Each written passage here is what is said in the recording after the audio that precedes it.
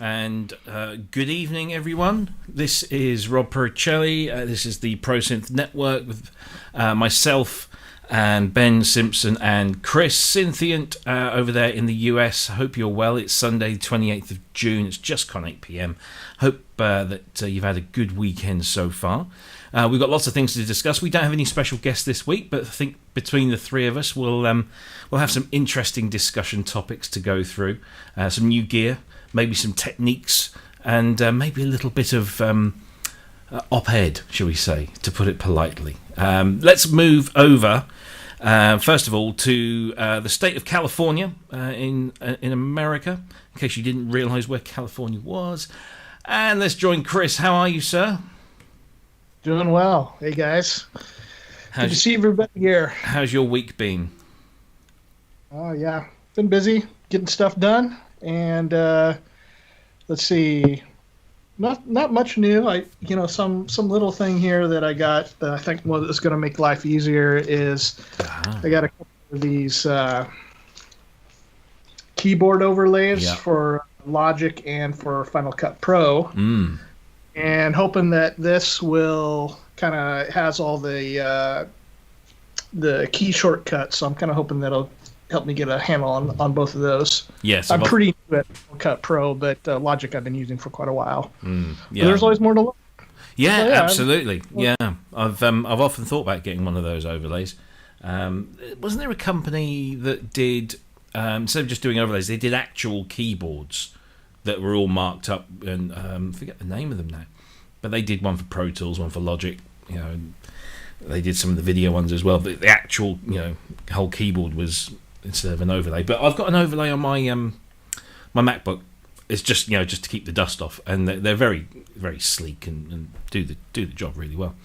Excellent. Let's move up north in the UK, of course, not in America. We go up north to our illustrious leader, Mr. Ben Simpson. How are you?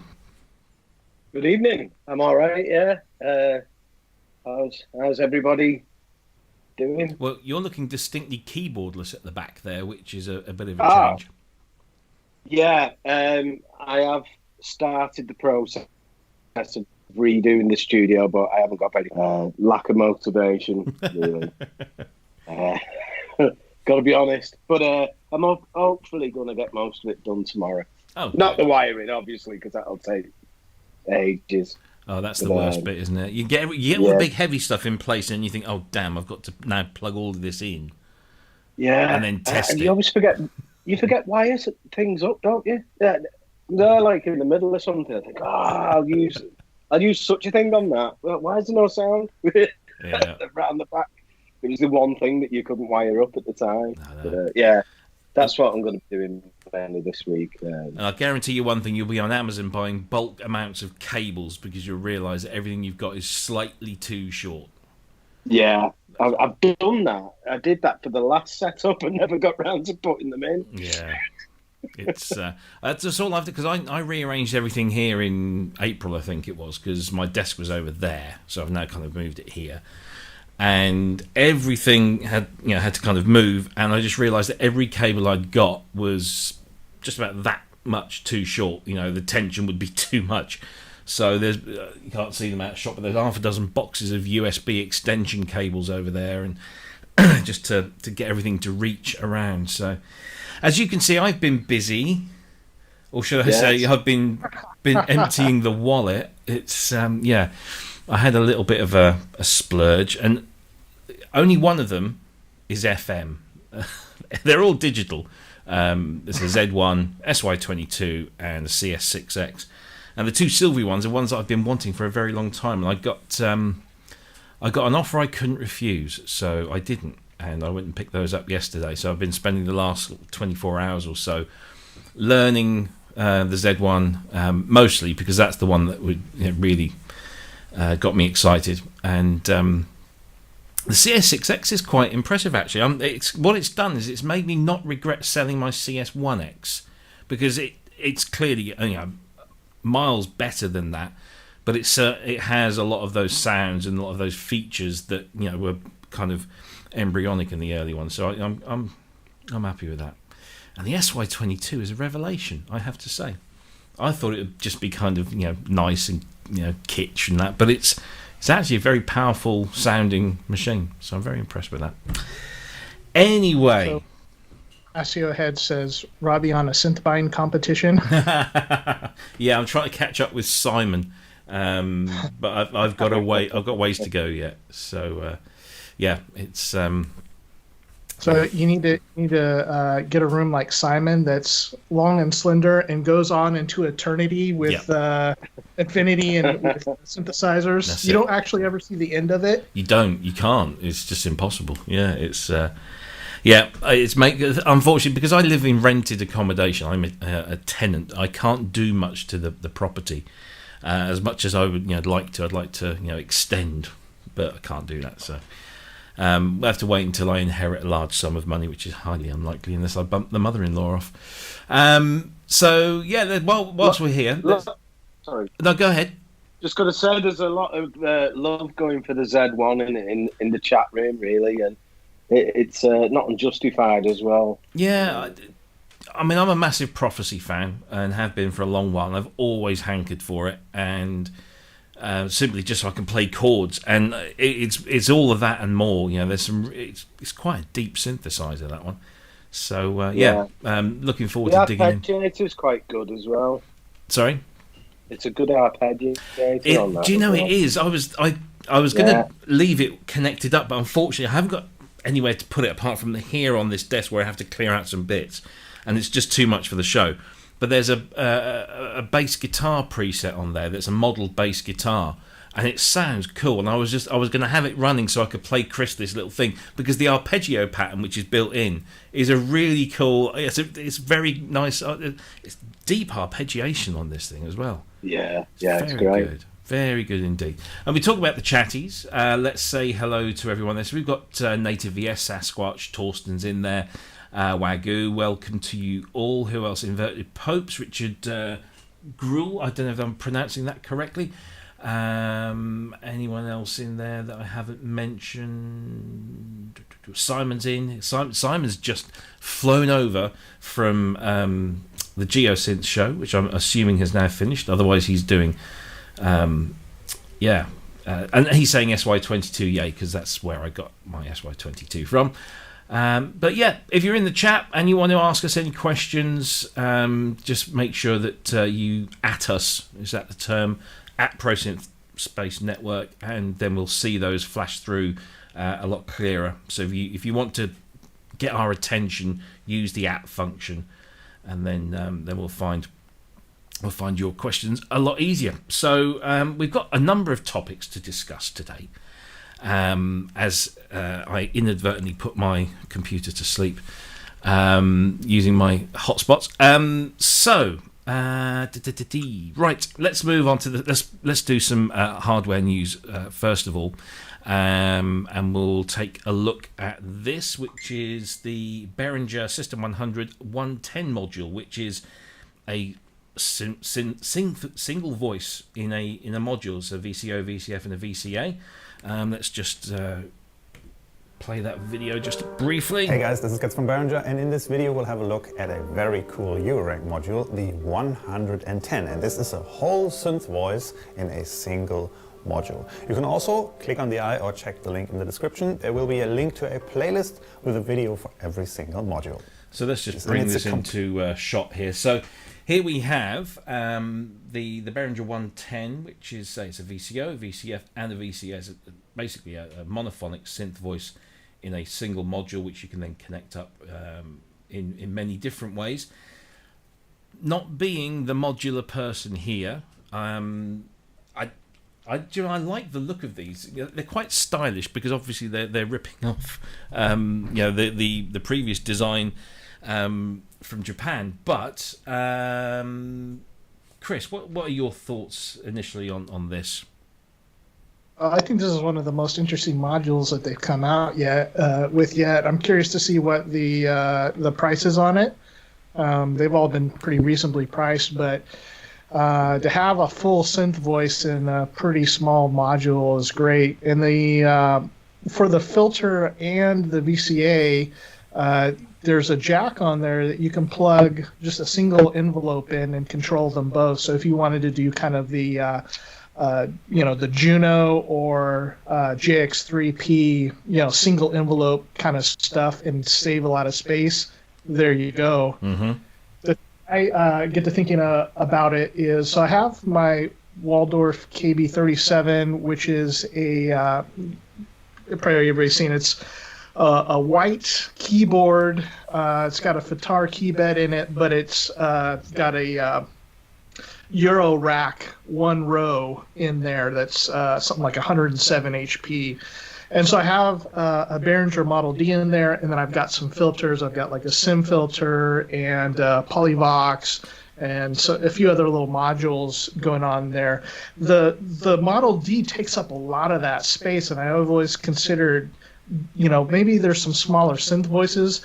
And basically my thought is not to do, modular per se with that, but to be like kind of the ultimate mix and match, mono synth kind of, so it has some different filters in there. It could have a stacked bunch of different filters and some different VCOs and just the basics as far as some envelopes and LFOs and whatnot. And it, just one, grab and go. It's heavy though. That's the only problem with it. It's all metal, so it does weigh quite a bit. But to kind of have this thing where I can have, and not putting maths or anything like that in there, but just to have this, fun mono synth. So I know this is something like, if it comes out and it's $100 or under, like I would pick it up for my little modular setup to have some fun with it, because I love the Roland sound. That's it's one of my favorites.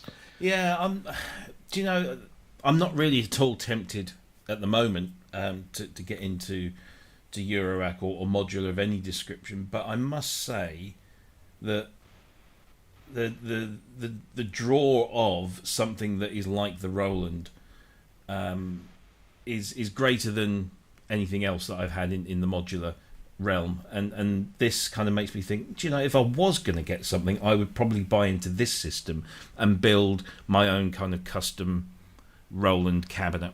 Things that I like about this, they're kind of Roland knockoffs versus the Moog ones, is that immediately you can just drop them into your Euro rack with no conversions. And I with their Moog styled ones, like I wish they had, they're like, well, we want to be vintage accurate. Yes, be vintage accurate in the tone, but in the functionality, let's have it integrate into Eurorack a little bit easier. Now you can still do that, but you've got to do some conversions with the oscillators and whatnot. And right. I have, I'm not the expert on that, but I like that the Roland, this kind of Roland style series, can go into my existing setup very easily. And also, let's see, Sasquatch says it's only 100 pounds, so that's going to put it, $79, $89 US, which would be awesome. Yeah, absolutely. No, it looks really, really good, and it sounds, from what I've heard of this, I would like to get, a cabinet like the Roland cabinets, those little square ones that you can then build up. If I was going to do that, that's what I would do, but I'm broke now anyway, so... Ben, any thoughts on this one? Yeah. Oh. He's back. Clone thing. Am I breaking up? Yeah, lost. Yeah, we missed you after you went, and then put your hands there, and then that was it. You were Looks gone. like you were thinking really deeply. We thought, oh my God, he's really thinking about this. Yeah, you two keep breaking up for me. It must be my internet connection. Anyway, I mentioned that I was interested in this Roland System at 100M clone thing in the ProSynth network, but I hadn't actually ventured into the modular world at all. And it was Matt Culpin, I think. Right. I don't know if you know. He said, "Oh, I've got one of those tip-top, 19-inch rack things. It's like a modular starter that goes in a 19-inch rack." I said, "You can have it," and he just sent it me in the post, and I was amazed it actually got to me because it said something like Simpson Warrington on it. That's all it said on the envelope. And it came through my door, and it was like, wow. You're Warrington's Father Christmas, aren't you? Everybody dresses it to... Yeah, that's what it is. No idea. Yeah, no problem. Anyway, yeah, so I am interested in this range, and I'm not really interested in mixing and matching modular units, to experiment. I do want to try and recreate that System 100M if I can. But I have got a question, seeing as I know absolutely zero about modular systems, and I know Cryss is quite up on it. If I bought 8 of these one-voice things, could I make an 8-voice polysynth out of that? You just need another module to be able to convert, whatever controller you're using into CV. So Polyend has. I had one of the Polyend ones, the original version. I can't remember what the name of the unit was, but it was, about the size of this one-voice unit, but it just had a ton of jacks on it and a couple of had a MIDI port and USB. And so I would just run like my Arturia controller into that, and then you got to do a bunch of cables out. So you need gate and pitch for every single voice into each of the oscillators. But yeah, you could absolutely do that. That was one of the first things I tried with VCV Rack, because I'm not at all modular in any respect. So I thought, let's have a go at this. It's free. What can I lose? And the first thing I did was try and create a polysynth. And I'm like pulling my hair out what's left of it and think, how much? I know synthesis. What the hell? And then I read, and watched a video and I started to, pick it up. But it was just, and because I'm just, I'm all about poly stuff. Monophonic stuff I've got very little of because I like chords. So that's why it never really kind of appeals. Yeah, I did the same thing with VCV. Like, what can I do? What can I do in here that's maybe a little bit more traditional? And that's probably my downfall with modulars. Like, I first want to see if I can do the stuff I know how to do, the regular. Can I make music that sounds like more traditional music? And then now I just haven't had the time to go back and go, okay, now I'm going to make some like spacey ambient music or something with it, but I just haven't had the time.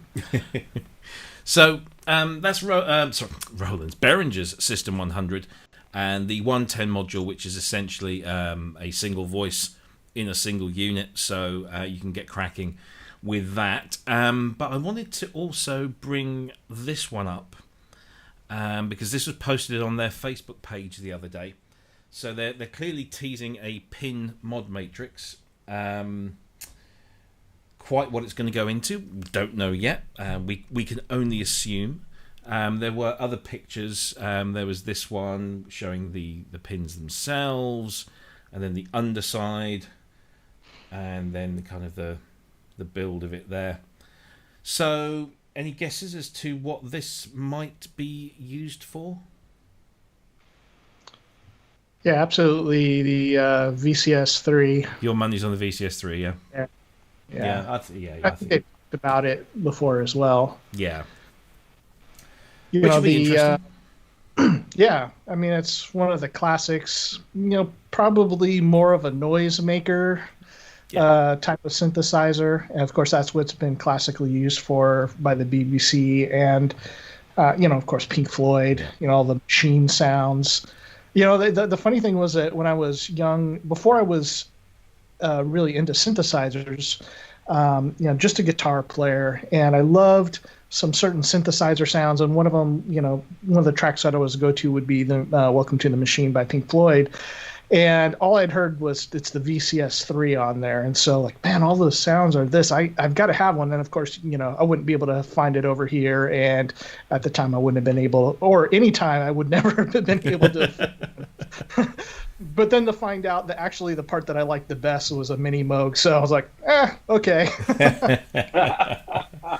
Well, I've had the pleasure. I'm just trying to see if I can find it. Of seeing and touching, but not playing. Unfortunately, we didn't have enough time. VCS3 serial number 1. And let me just see if I can find a picture of it, because it belongs to David Vorhaus, who I met last year, and he famously used it with his Kaleidophon instrument, which is rather amazing. Here we go. The first EMS VCS3. Let's just bring this up on the topics page. So it's this baby here that you see on the right, and that's exactly the position it was in when I went to see it. And that is VCS3 serial number 001. And do you know what? It looks box fresh, which is amazing. And he's got these controllers, this contraption that sits on the joystick that does weird and wonderful stuff. But it is an incredible looking machine. Even if you never hear it, it's just an amazing thing.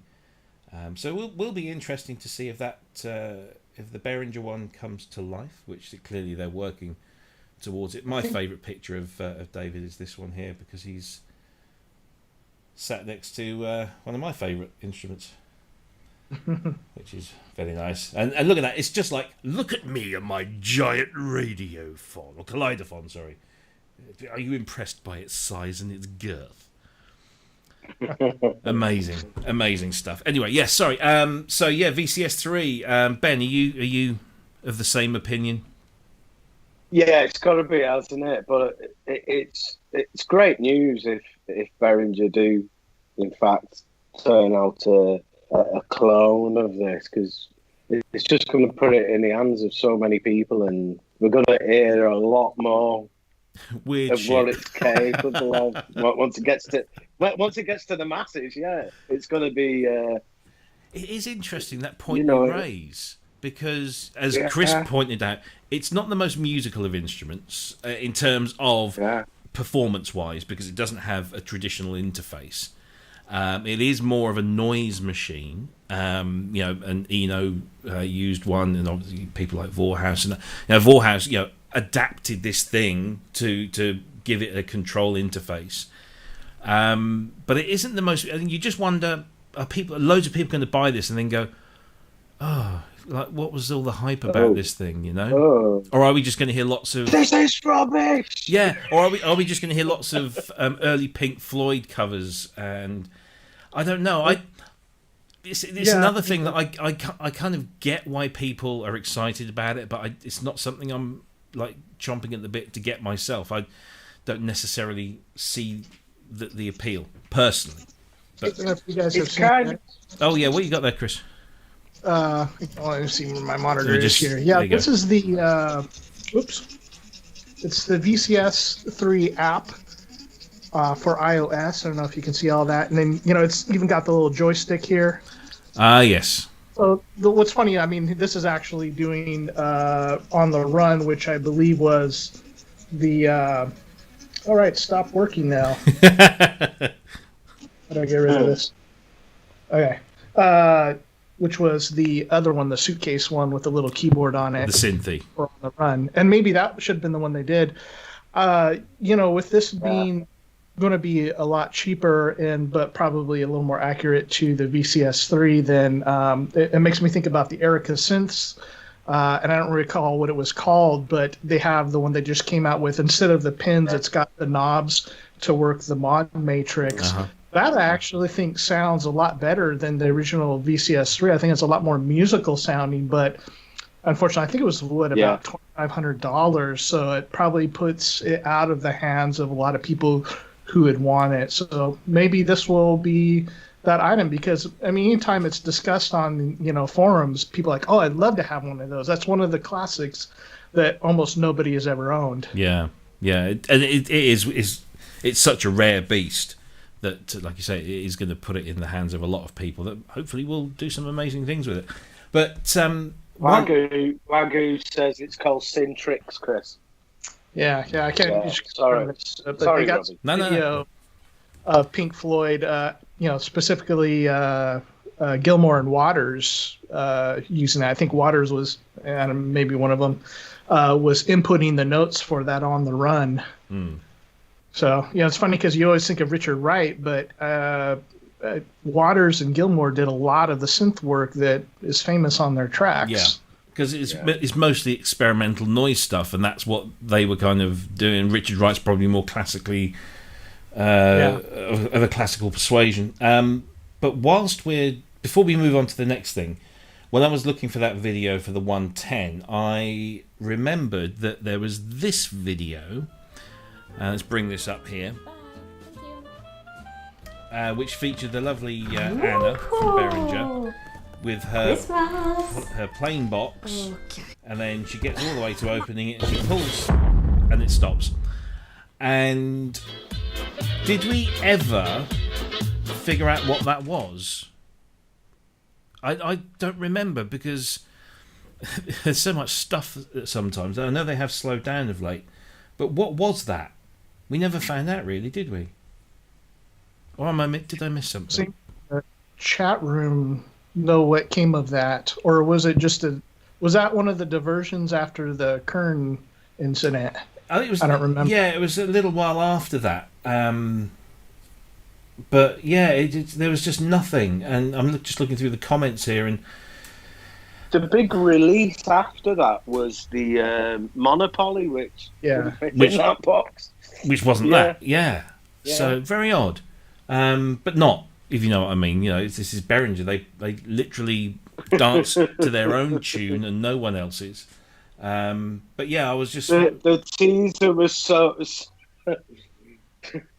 out there that they forgot about it as well. It could have been anything. They're probably in 6 months' time they say, "Oh, you remember when we teased this?" And it probably wasn't that, but they just did it in such a way that it could be anything.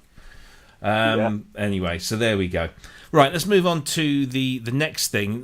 This is the instrument that nobody knew they needed until they created it. This is Sampleson's nylon electric piano, based on spectral transformation. You never knew you wanted an electric piano and a nylon strung guitar to be a single instrument, but hey, you do, because Sampleson say you do. It uses real-time spectral transformation, which allows you to go from a nylon guitar to an electric piano in real time just by moving a slider. It does seem to have this very nice interface that's very simple. And let's see if we can. There were some audio examples, and here's the video. Let's just play this for the thing. Hope we don't get told off. So, creation from our digital luthiers. A unique instrument you've never heard before. Actually, when I was watching this, I thought, oh, this is actually a physical thing. Oh my god, that's really weird. And then it turns out it's just a plug-in. The first nylon electric piano. Yes, let's see it in action. So there you go. It has really nice tones to it.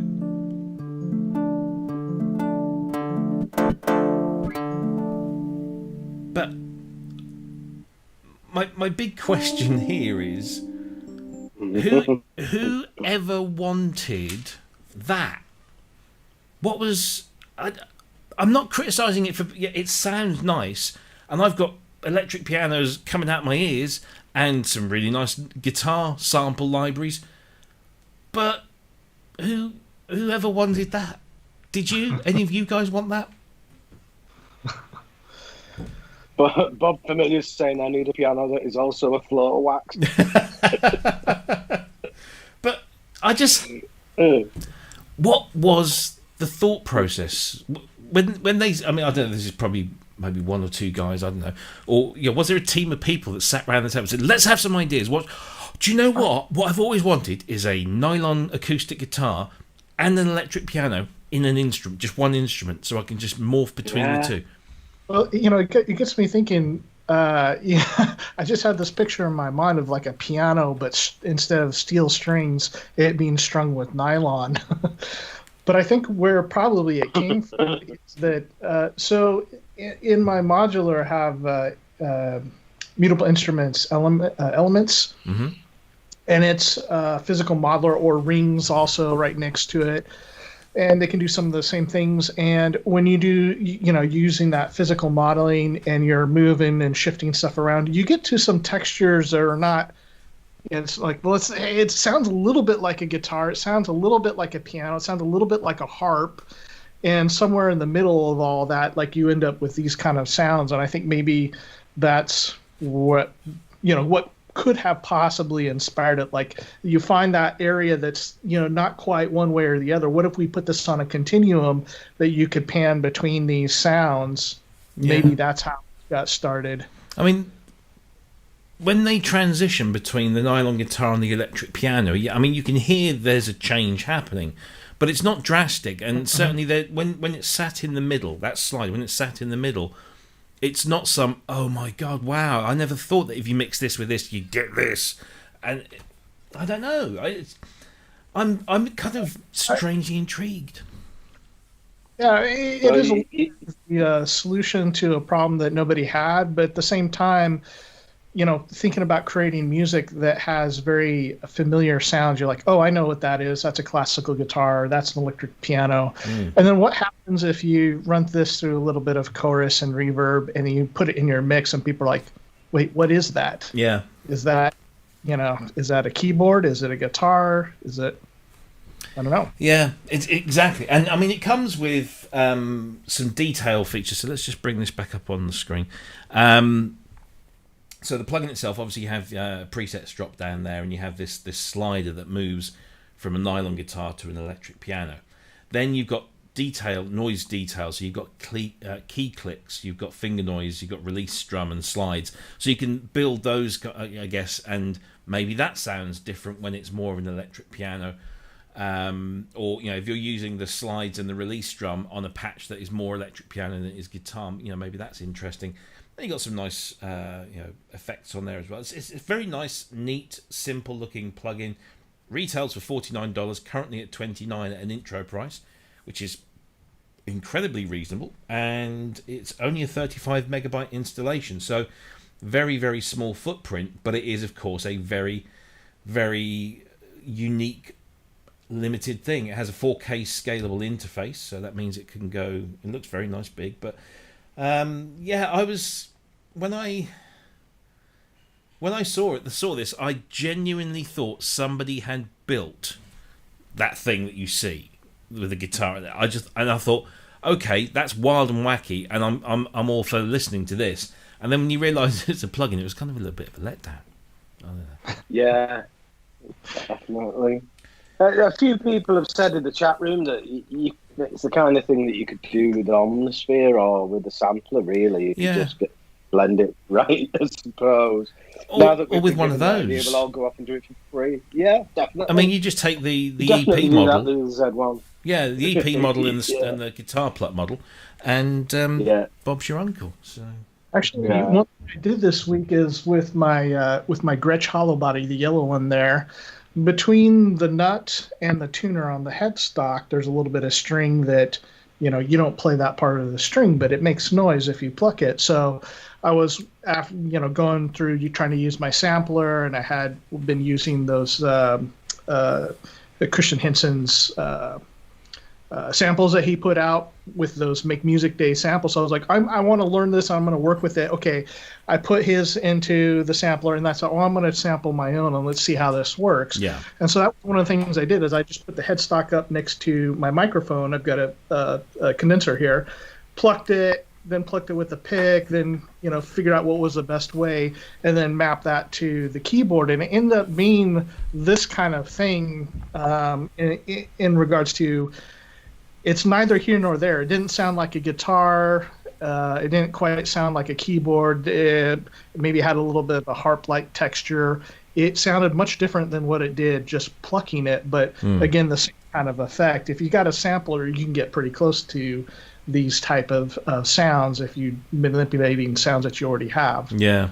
It just seems a really odd choice of instruments to blend, but maybe this is the start of something. If they're just kind of proving that their technology works, this modeling. I mean, I'm all for modeling. I love modelled instruments and the potential of creating, weird and wonderful hybrids. And this is a nice little hybrid, but it's just not that weird or maybe not that wonderful. I don't know. I'm not slating it. It sounds nice, and if it's the sound that you're after, but it can be done, with lots of other things. It just doesn't seem to break the mold. You guys know, is this using actual physical modeling as an algorithm, or is it just crossfading between samples? No, it's not sample based at all. It's spectral modelled, whatever that means. So real-time spectral transformation.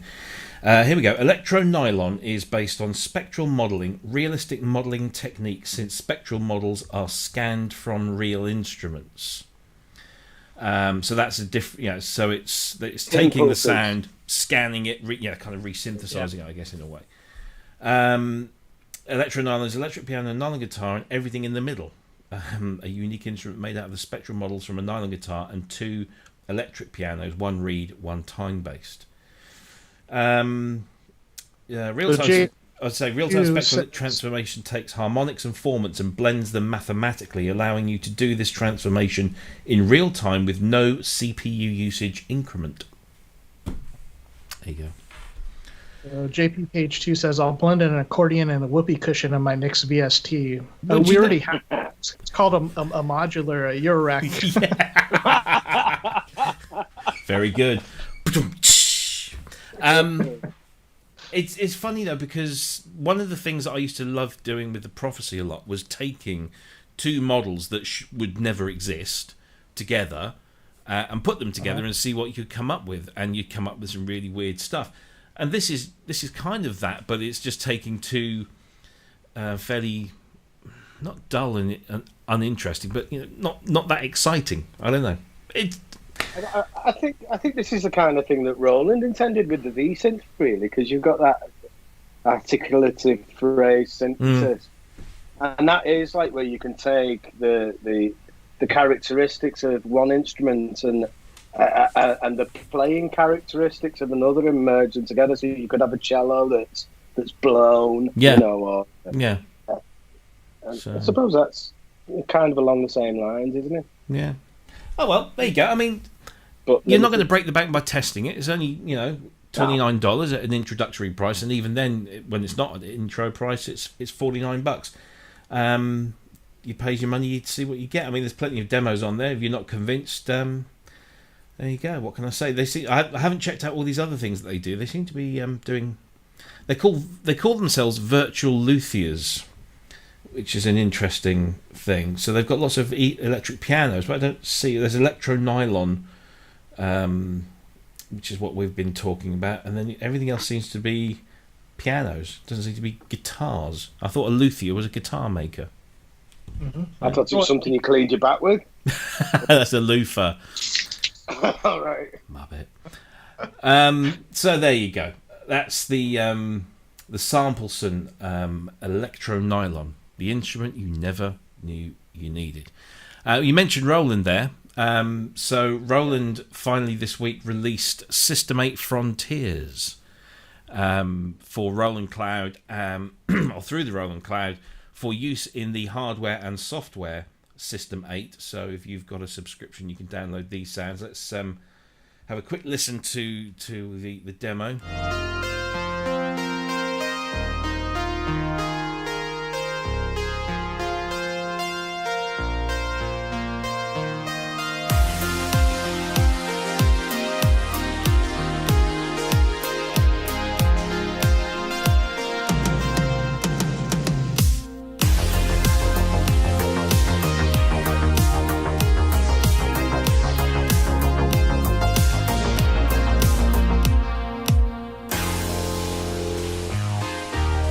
64 patches there, which of course are completely, well, I say completely free. They are free to subscribers of the Roland Cloud. It can be used both in the hardware and the software. I put these in today, this afternoon, had a play around with them.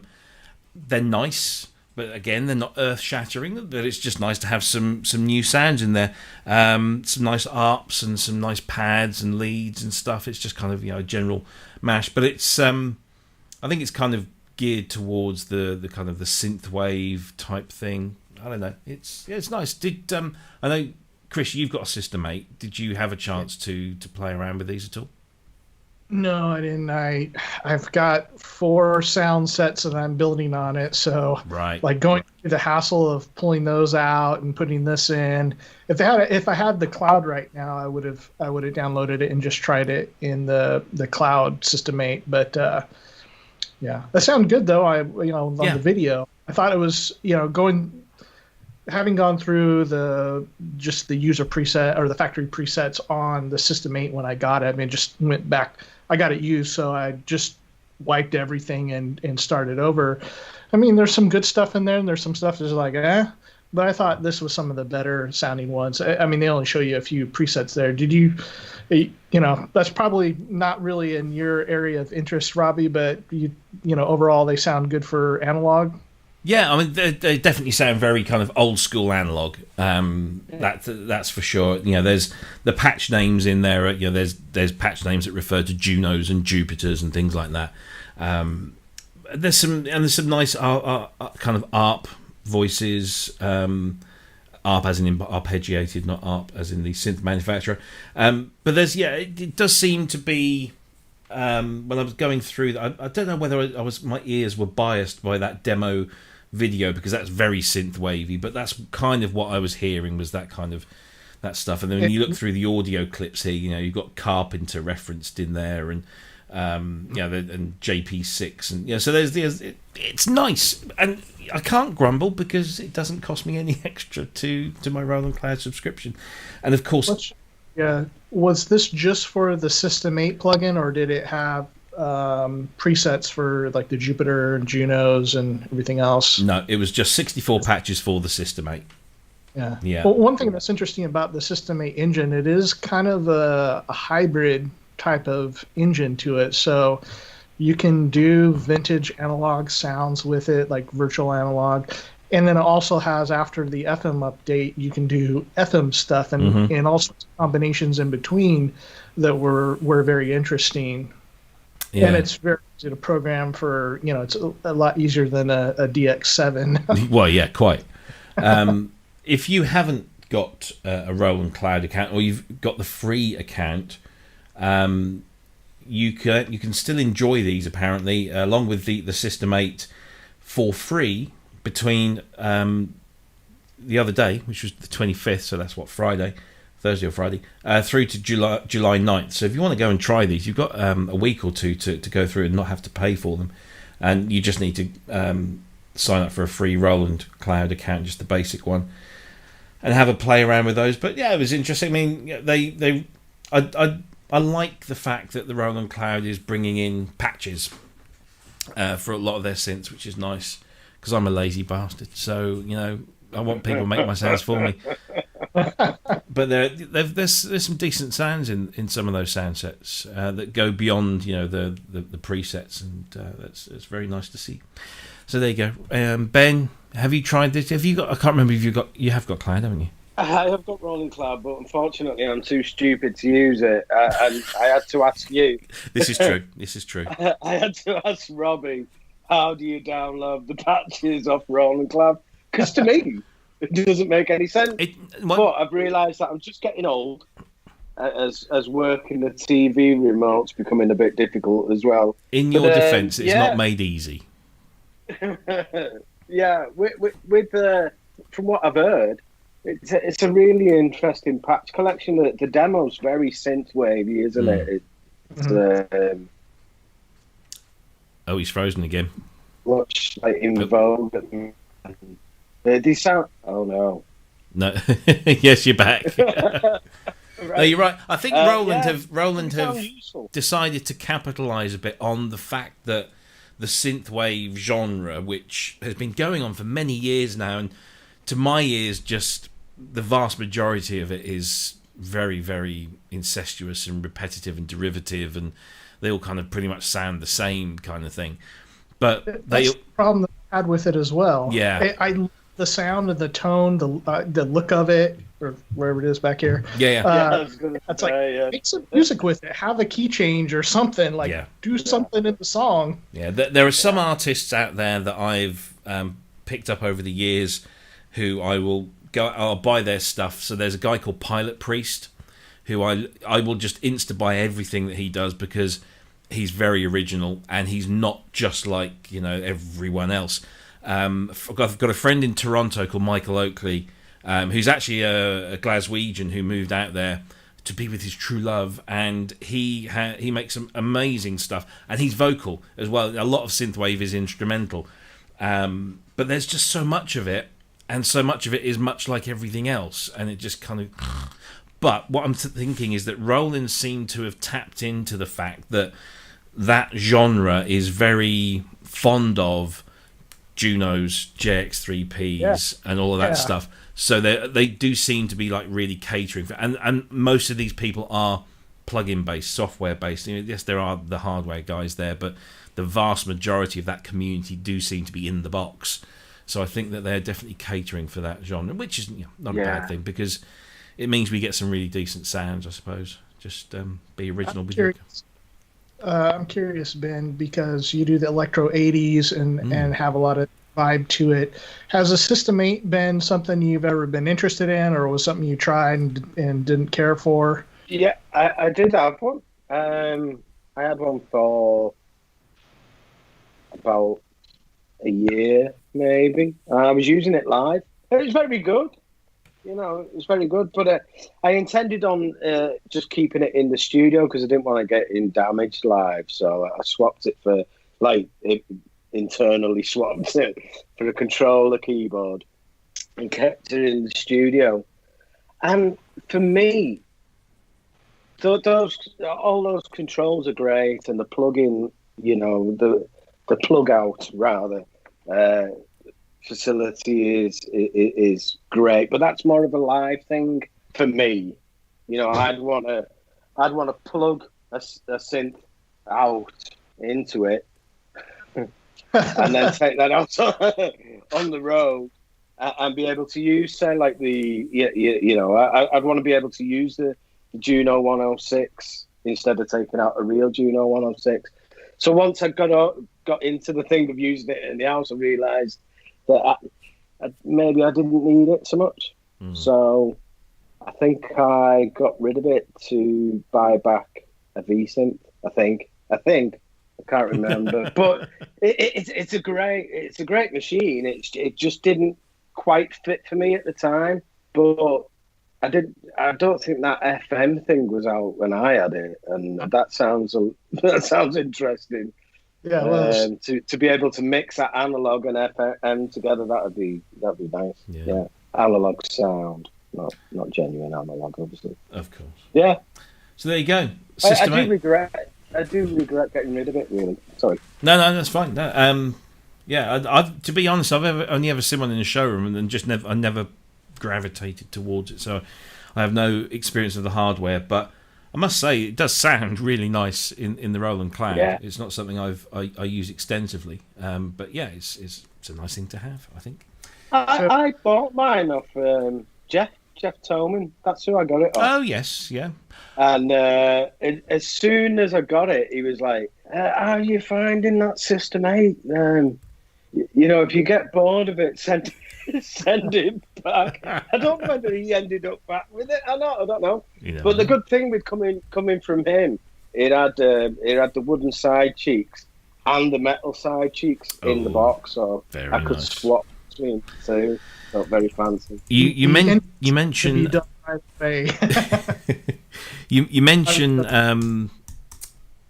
Jeff Toman there. So for anybody that doesn't know, Jeff for many years customized the synthesizers of the rich, the famous, and people like us. So everyone really, but his synth customizations have been loads of people have gone on, but he's kind of knocked that on the head, and I don't know exactly why. I'm not going to speculate. However, one thing he has done recently is T-shirts. So this is a Jeff Toman T-shirt, and as regular viewers will know that I have a number of synthesizer T-shirts that all come from Jeff's fair hands, and he does, and they're all good quality T-shirts with good quality printing. And for a short while, I think just kind of as the coronavirus thing kicked in, I know that Jeff was going through some issues, and so therefore kind of had to knock it on the head. But he is back. I've gone and picked the wrong thing there. Here we go. He's back on eBay as Custom Synth. You can see that he has, you can trust this guy, 13,336 feedback of 100%. So this guy, you know, always delivers, and you'll not have to worry about it. The quality of the t-shirts, he uses what? Let me just check my t-shirt here. He uses proper, well made. I can't see it. It's in the back of my neck. But he has all of these designs. You have me to thank for the DX5 one, because he didn't have one, and he said, "Don't worry, I'll knock that one up." And also the Emax 2 one, I think, is not on his list at the moment. But available in all sizes, with all of these designs and more designs added all the time, and they are literally £12.50 each, which I think for a quality t-shirt is not a bad price at all, especially if it's got your favourite synth emblazoned over the front. So yeah, he is known as Custom Synth on eBay. Please go and give him some of your business. I do believe he will ship globally, and if there is a specific design that you don't see there, do drop him a line and suggest it. I don't want to create too much work for him, but he's agile, I think is the term they use in business these days. He's agile. He can knock these things up quite quickly. So yeah, Jeff's back, and Jeff makes great t-shirts. Go and buy t-shirts from Jeff. Thank you. Maestro one is great. I love it. I used to have kind of a couple of those old big huge box Maestro phasers that had 3 colored switches on them. Mm-hmm. Loved it. Yeah, no, he's. I need to pick up some more. So at least I have one for each synthesizer in my collection. So Z1s and CS6Xs are coming soon. I don't think he'll sell many of those. Right, let's move on to our next topic. So we've done the Roland Cloud. Just talking of instruments, we've got this one. So we're big fans of Spitfire here. We make no bones about that. And they've released another instrument into their free labs collection. So this is free, as in completely free, no money required. Don't even have to give them an email address. You just download the Spitfire audio application, and then you can just download these instruments in, and they work as a plug-in on all major and minor DAWs. And this one is a mandolin, recorded at Spitfire's HQ, and it sounds absolutely lovely. Let's see if we can get a bit of that in here. Recorded at Spitfire HQ, we've captured the full tonal range of this classic instrument, from picked and fingered to tremolo and ensemble, adding texture and brightness to orchestral elements. This is what it sounds like. And because creativity shouldn't be complicated, we've made it into this. So yeah, there you go. That's the it's free. That's the Spitfire Audio Labs mandolin. I do like a nice mandolin. I'm guessing you guys will all pick this up. Thoughts? Already got it. Yeah, I'll be getting it. Yeah, yes, definitely. Lovely little kind of. It's that percussive nature that's really nice about the mandolin. That sort of percussive string thing that I really really like. So yeah, we'll be talking about Spitfire in a short while. Don't worry. Yeah. First thing I always think of mandolin is the Battle of Evermore by Led Zeppelin. What a great track. Of course, you can do your Losing My Religion intro on there if you wanted to, I guess. So yeah, mandolin is the new Labs instrument. How many are there now? This must be about 20 or something. Oh, more than that, I think. Yeah. Probably 30. Yeah, I just think they're brilliant. Just these tiny little things, but they're all really original and very useful. The question is, can we fade that mandolin into some other instrument? Oh yes, like a piano. What would you merge the mandolin with? Yes. Kazoo. Yeah, that might not be a bad thing. Yeah. So there you go. So just a quick mention for that. We'll be coming back to Spitfire Audio later on, as some of you may have imagined we would discuss this, but we'll talk about those. We won't steal the thunder. Let's get on to more new stuff.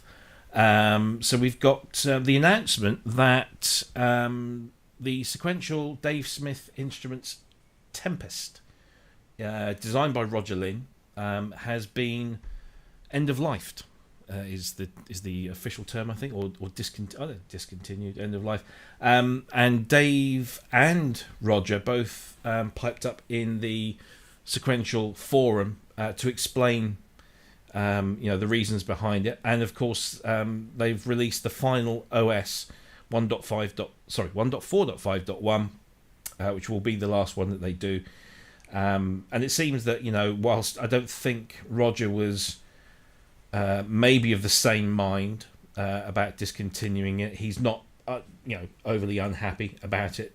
So this begs the question: if they're end-of-lifing this, could something else be in the pipeline? I'll tell you something. This is just my opinion, but I reckon if we brought out exactly the same drum machine and it said sequential on the front of it, it'd sell a lot more. You reckon? Yeah, I think that like people, or if it said Lindrum on it, why can't we have it saying Lindrum on it? And it'd sell more, definitely. Well, of course, the rumor going round is that there is going to be a new Lindrum, and I think Roger has been pictured holding something that looks, or he's claiming that might be. And there's suggestions that it might have a Lindstrument type interface and different things. Have you heard anything of along those lines, Cryss? No, I hadn't heard about that, but just thinking about how Dave Smith has been talking about a new something or other that he's had on the desk and working on that will be released this fall or late summer or something. Yeah, I mean, now that this shows up, and we were all thinking synthesizers, but now that this has happened, it does look like it's opening the door to maybe some sort of new drum product, which would be great. Yeah, I mean, we all want, and if it's including the Lindrum stuff, that would be even better. So, the one thing that I would kind of wonder though is like, thinking for myself, for the expense of it, because it's the Tempest wasn't cheap, and I wouldn't expect the new thing to be any cheaper at all. What would I be willing to invest into a physical piece of hardware that does Lindrum stuff? Now I've already got Easy Drummer 2, which has some Lindrum stuff in there, sounds in there. There's tons of Lindrum samples. We're hoping that the Uno drum, IK Multimedia Uno drum, will get some Lindrums at some point. Hopefully that's their most requested, along with the DMX. Yeah. How much would I be willing to pay when I have something that already does those sounds? I don't know, because I'm not a Dallas jammer, so having the physical hardware as far as drums, I'm not sure if that would appeal to me, but I don't know. These are classics. Yeah, definitely. I'm just as you're talking, I'm just kind of trying to see if there's any mention of Roger Lynn was quoted talking about the Lindrum 2 a couple of years ago at NobCon, and there was even reference to a Lindrum 2 that then became the Boom Chick, or was the Boom Chick. It'd be interesting. I mean, there is such a demand for a Lindrum clone, whoever does it.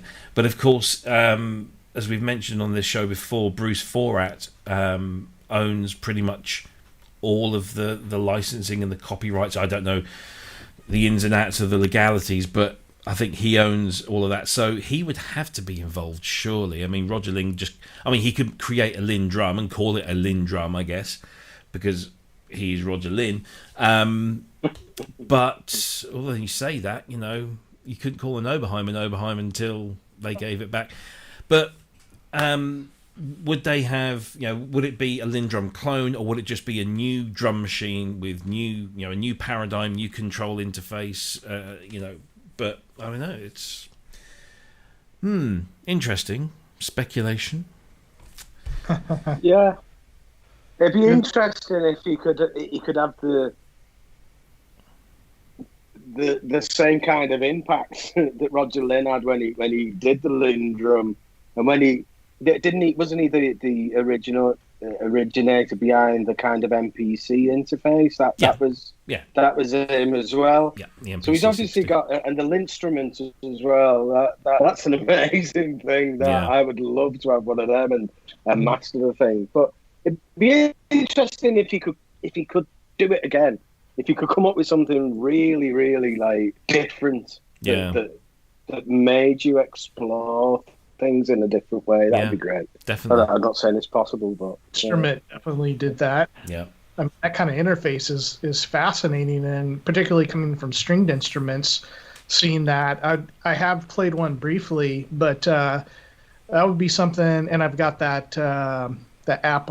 What's it called? GeoShred, was it? Oh yes. Yeah. GeoShred from details. My memory's going. Mr. Dream Jordan Rudess. Oh yes. Which is basically the same kind of thing, but it'd be interesting to see if there was something else as far as interfaces go, and how could you improve a drum interface? Well, yeah, I mean, it's been done, hasn't it? I mean, we've had drum machines now for nigh on 40 years, probably more, in terms of preset drum machines, but in terms of programmable drum machines, best part of 40 years. What could be brought to the game to make it any different, especially as the market seems to want what the old ones used to do? I don't know. Yeah. But maybe it's just sticks.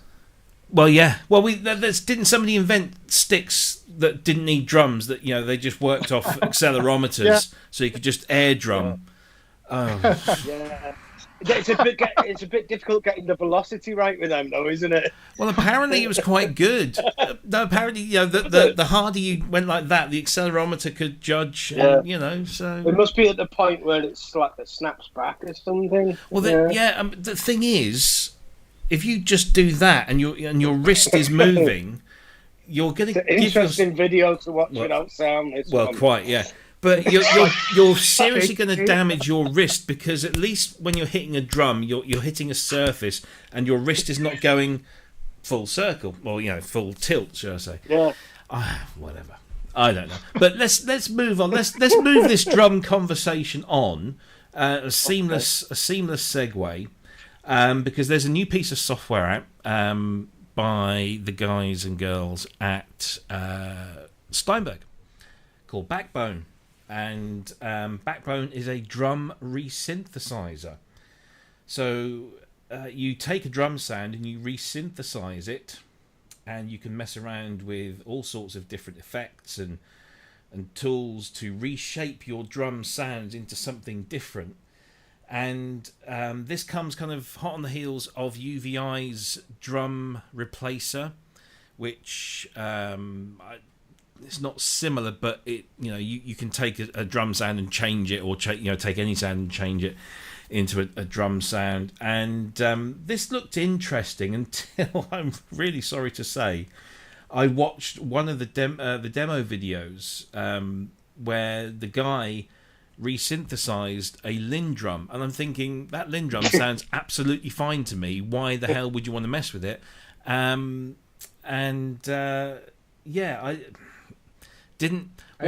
imagine that scene unfolding as Robbie standing before his computer.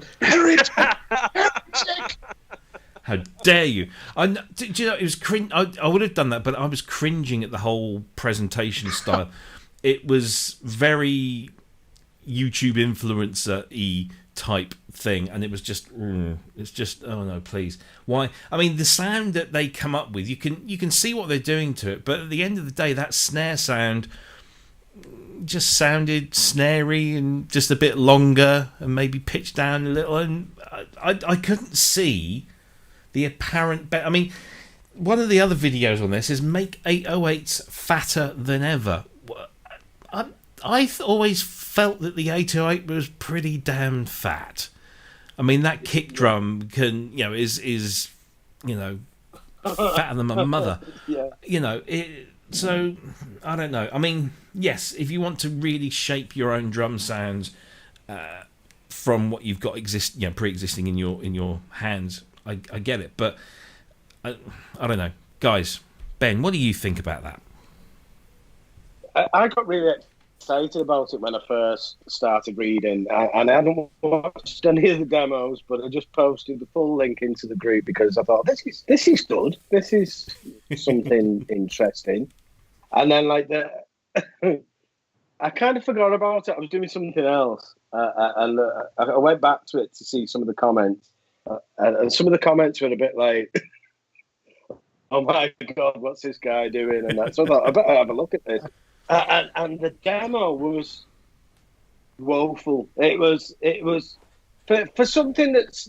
I think there is some potential in there. Mm-hmm. But he just didn't. He didn't scratch the surface of it at all. No. The only thing that got my interest was when he split it tonally, and he was saying the high parts of the sound you can keep at the same pitch and lower. I thought that's interesting to do that, but then what he did with it wasn't that great.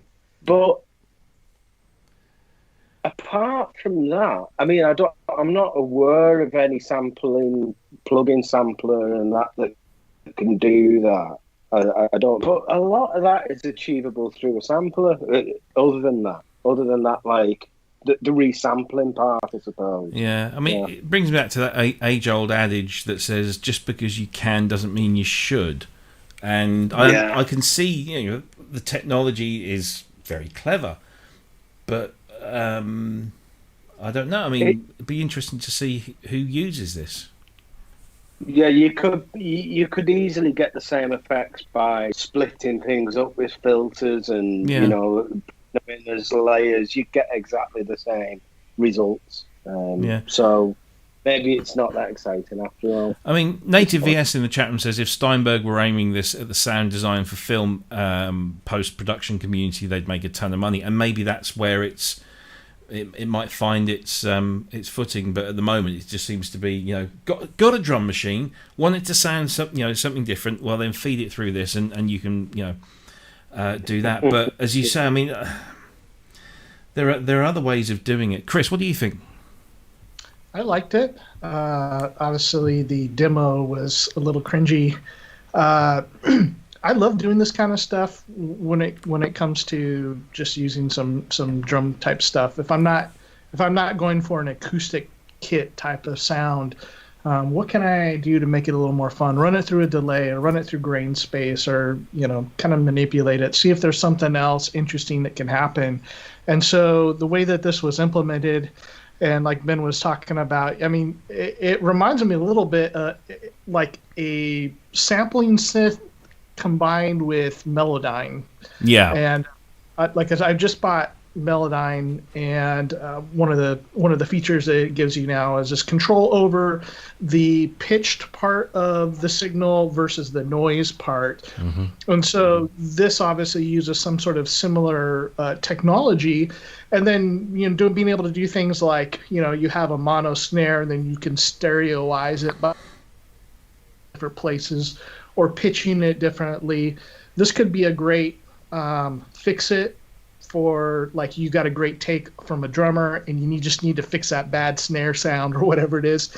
Or it could be a more creative type instrument that you could manipulate the sounds to go in new places, because I mean, everybody's doing 808, 909 sounds and Lindrums, and so where else can you go with that? And I think this would be one of those creative tools, and I would have been really interested in this had it been half the price. Yeah, I just think the money they want for him, maybe it'll go on sale or something, because I think it was about 149 US if I recall. Yeah, it's 128 UK.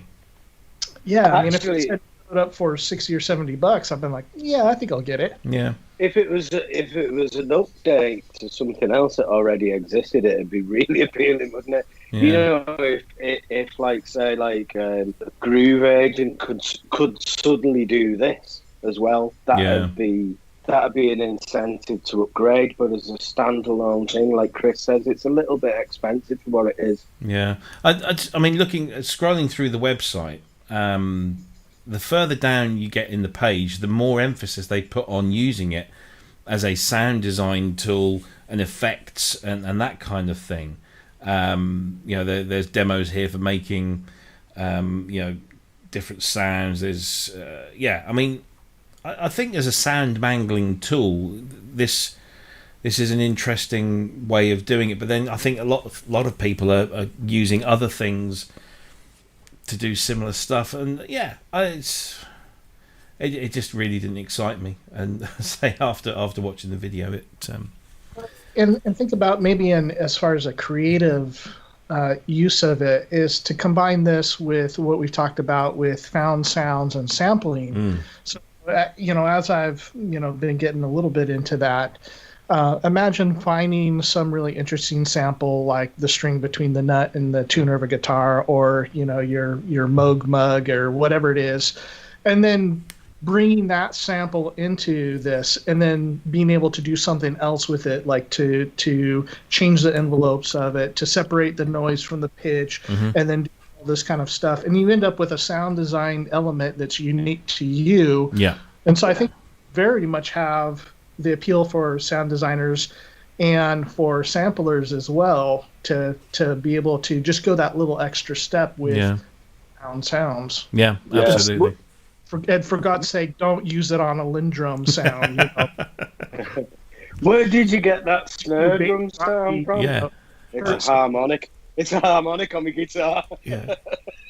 No, I mean, this is something that you can do with things like granular sampling. You can take a WAV file or whatever and just move your way through it and find this stuff, and then take that little thing that you think, there's something that I think I can use, and then using filters and what have you can trim it up and make it into something a lot more interesting or useful.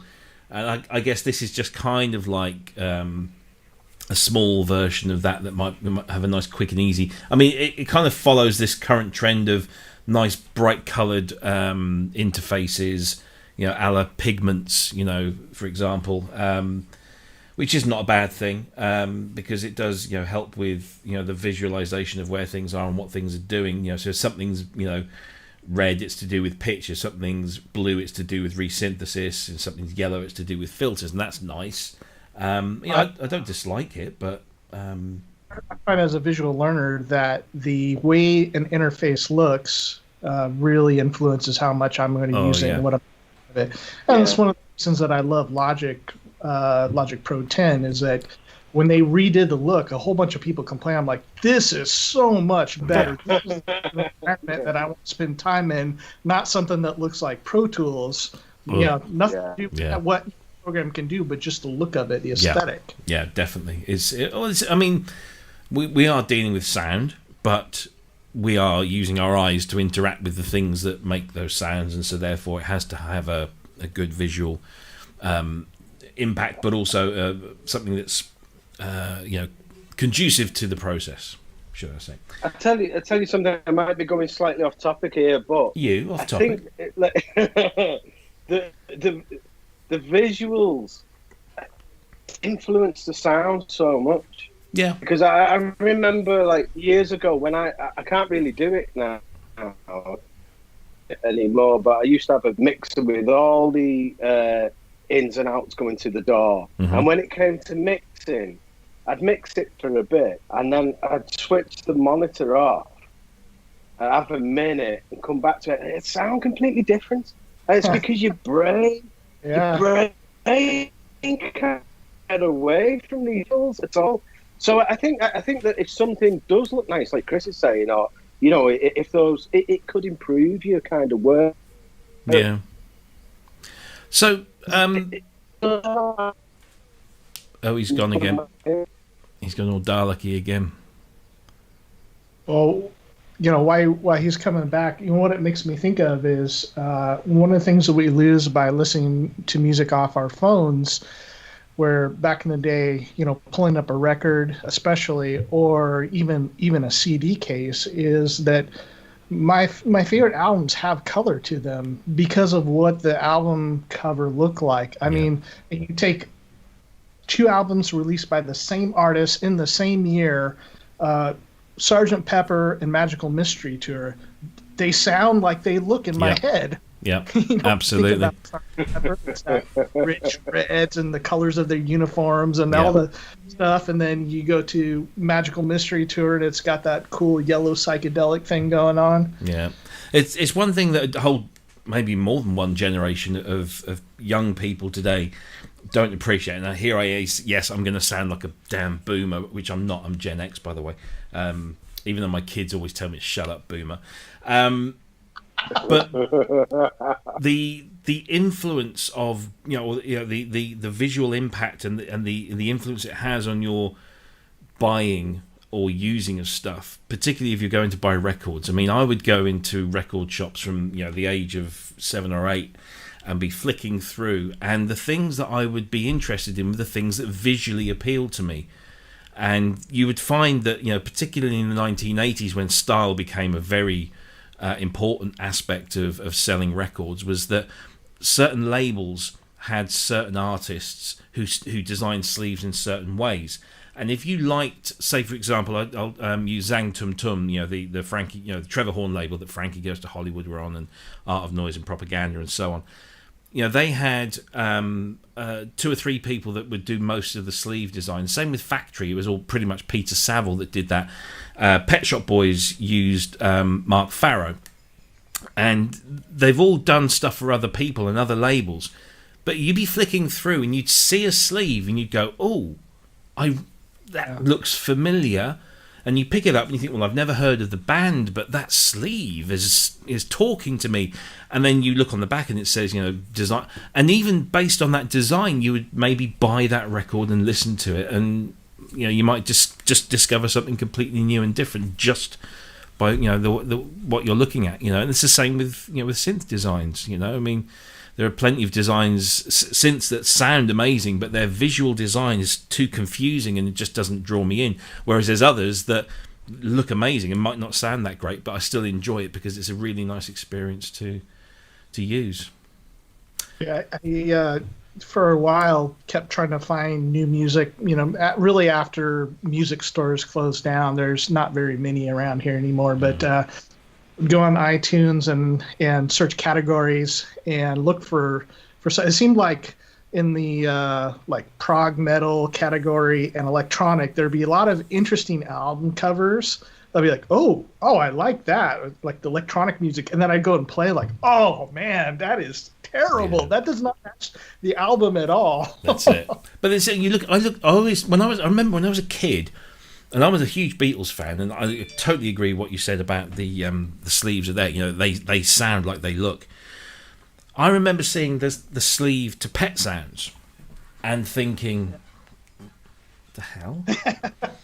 And I kind of not deliberately, but I just I never bothered listening to that album, even though some people I'd say Pet Sounds. Oh, is that the one where they're feeding the goats? Didn't quite know. But then you listen to it. It's a bit off-putting, that cover, yeah. Yeah, but it's that's in the opposite way. Here's this the weirdest sleeve, and I think at least one of the Wilsons has at some point said, we don't understand why we used that cover either. But hey, but you get beyond that, and you're in for an absolute feast. Spinal Tap, Smell the Glove. Smell the Glove. And also the album that it inspired, which was Metallica's self-titled or referred to as Black Album in the early 90s. Same it's thing. So black. How much more black can he get? None more black. None more black. Brilliant.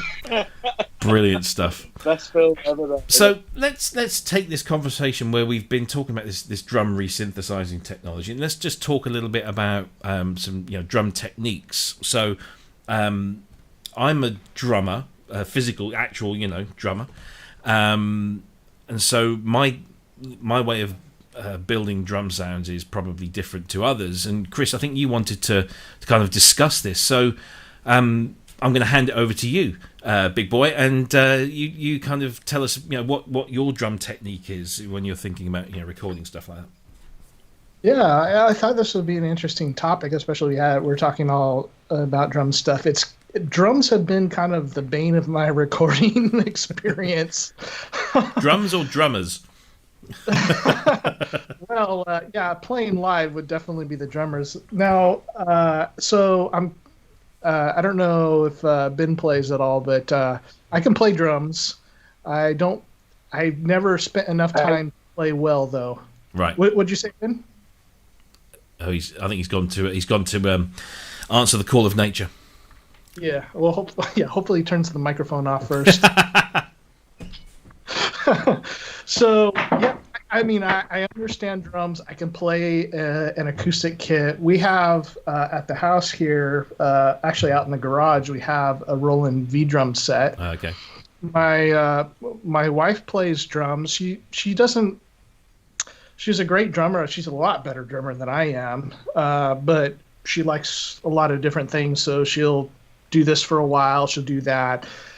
When I've needed a drummer, she's always stepped in and played, and it's great. And I don't play well enough to pull out the V drums and record a track even after quantizing. I'm just not interested in keeping those skills up. Mm-hmm. So as you know, thankfully I can play guitar and bass, and I can passively play keys when I'm recording. Yeah, the drum element of it has always been the most frustrating thing for me. How I usually work is with an easy drummer. Superior drummer looks great, but I don't have the patience to go in there and fiddle around with it. And yeah, I mean, they let you do so much more that I kind of appreciate the easy drummer just says, hey, we've done a bunch of work for you here. Here's your kit. And they've got some really great kits in there. So I tend to use that as my main drum software. I do often, if I'm writing a track and I've got a rhythm track down, like I might sit with a guitar and some keyboards and just track it into a click track, and then let Logic drummer come up with something, fiddle around with the control the XY axis that allows you to control how many fills and that kind of stuff. And I found that to be something that's really quick. And then often I'll take that MIDI and put it into Easy Drummer and use the better sounds out of Easy Drummer. Mm-hmm. And the last thing that I've experimented with, I should have got it out, it's on the shelf, is thinking about those times where I have a beat in my head. For instance, I was recording this song that was kind of like I've been working on some tracks here and there that are kind of odes to my favorite artist and doing mashups of my song, but a little bit of the style of this, a little bit of style of that. So one track is like King Crimson meets Queen kind of thing. Another is that I pretty much finished is Led Zeppelin meets Pink Floyd meets a little something else, like a little bit like Aerosmith and stuff in there. And so in the middle part of the song, I had this cool like Pink Floyd thing going on, and then it breaks into this drum beat that's an odd time signature. Well, I have the sound in my head, but I couldn't find anything going through the Easy Drummer samples, like that's not it. I know I could probably tap it in. And I ended up doing something like that, probably just on a MIDI controller. But what I've most recently experimented with was with the oh crap, what's the name of it? Oh, hold on a second here. I got it right here. Okay.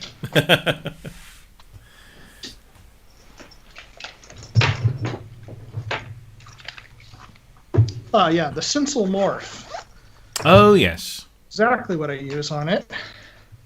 So the Synth Morph is this really cool product. Basically, at its core is, it looks like a trackpad that's got these overlays you can put on it. Mm-hmm. So you've got a fully MPE keyboard. There is a drum one, but I don't really care for the drum one. It's like the old drum cat, that does. I was going to say that looked familiar. Or the trap cat or whatever, yeah. Yeah. Oh, yeah, it's an NPC style thing. It's a lot.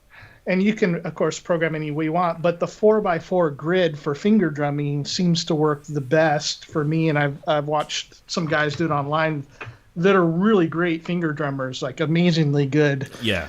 So I developed a little cheat sheet. I programmed it into Logic and to be able to control Easy Drummer, and then I can remember this is my cheat sheet because I don't use it that often. Like, where is the snare again, or where's the hi-hat? Yeah. That way. But I mean, these are all attempts. Obviously, I've got a variety of things I do because I'm still trying to hone in on what's the best workflow for me on that, and that's what I was curious about for you guys as well. Yeah. See what you do. So I'd say I'm a drummer. That was my first instrument, and I still play, although it's not as much, nowhere near as much as I used to. And so when I was starting out and stuff, I was an acoustic drum user, and I had big old.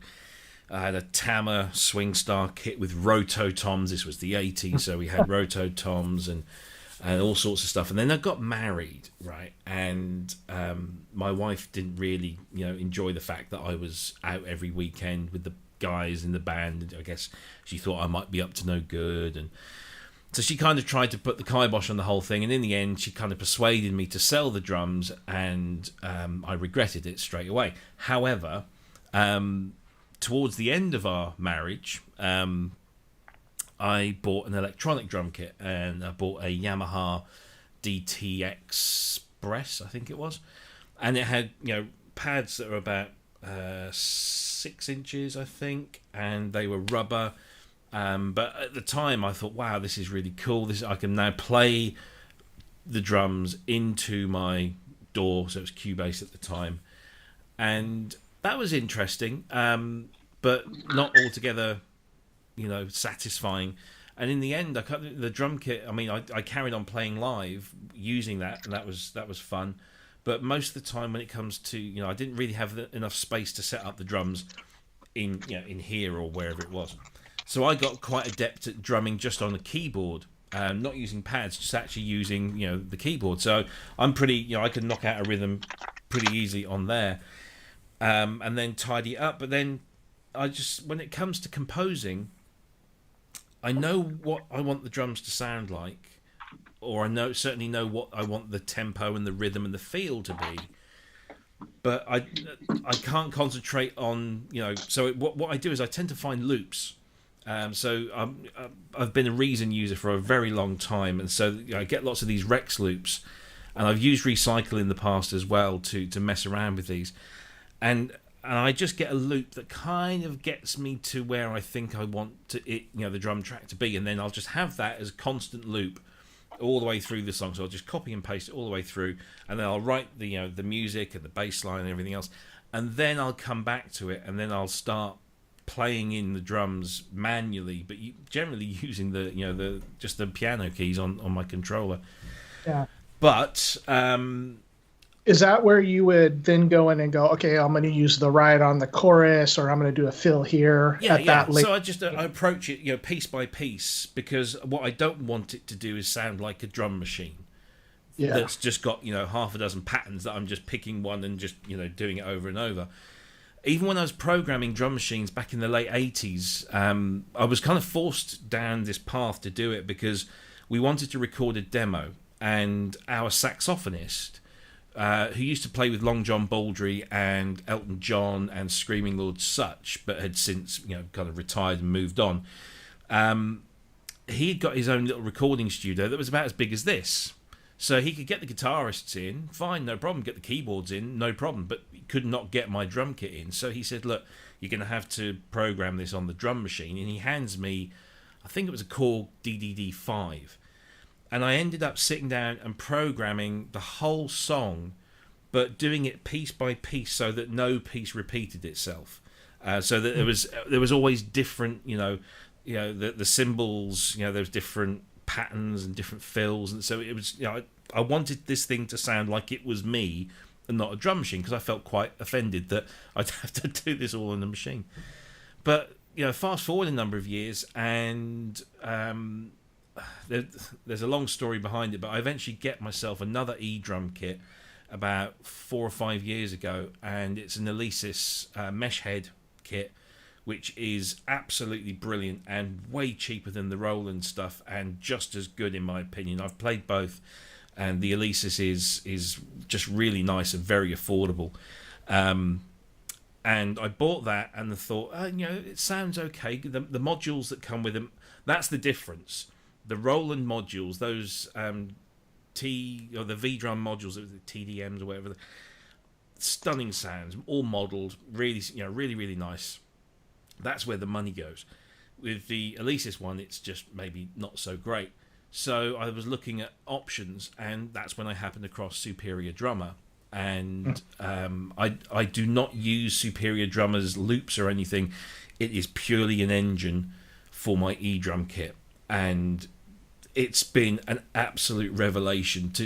I just call. I mean, most of the time I call that the Phil Collins kit, because I'm a huge Phil Collins fan, and it's got those concert toms that are all really high, just this big tuning range, and it's just it's so amazing. And that super gated snare. Yeah, you can have that if you want, but it's most of the fact was that it's the Collins kit is so well tuned, and those toms are just he uses really small to really large toms, and they're so musical. So I mean that for me has been an absolute revelation, and I have dug in, should I say, to the MIDI grooves and all of the stuff that comes with it, which I guess is similar to Easy Drummer, which I've got but I've never really touched. And it's very nice. It's very flexible, and it sounds very human. And so I don't have the music I tend to write, which I don't write much anymore,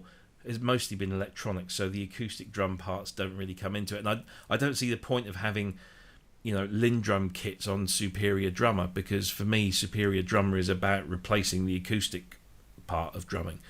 If I want electronic stuff, then I've got electronic samples and drum samples. So that's kind of where I go for my that's my drum flow, should I say. How about you, Ben? Well, I've got this. Oh yes, you can see it. Sample pad, yeah. I've got the perk pad. This is pretty good. They are not bad. Pads are really good. I don't like those little MPC style pads. I think I'd actually rather play on the keys than them pads. I just don't. I know a lot of people love it, but I'm not saying that they're wrong. It's just not for me. So I used this for fills and stuff like that. I'm not really good enough for programming beats, but I've got these funky light up sticks. I like some of those. So that's the old novelty approach there. But sound wise, I just use the same things. I've got. It sounds like a lot, but it's not. It doesn't feel like a lot when you're using it. I've got the S6000, which has got, like, over the years you build up collections of everything. So it's got, like, everything in it, drum-wise, because I only use it for drums.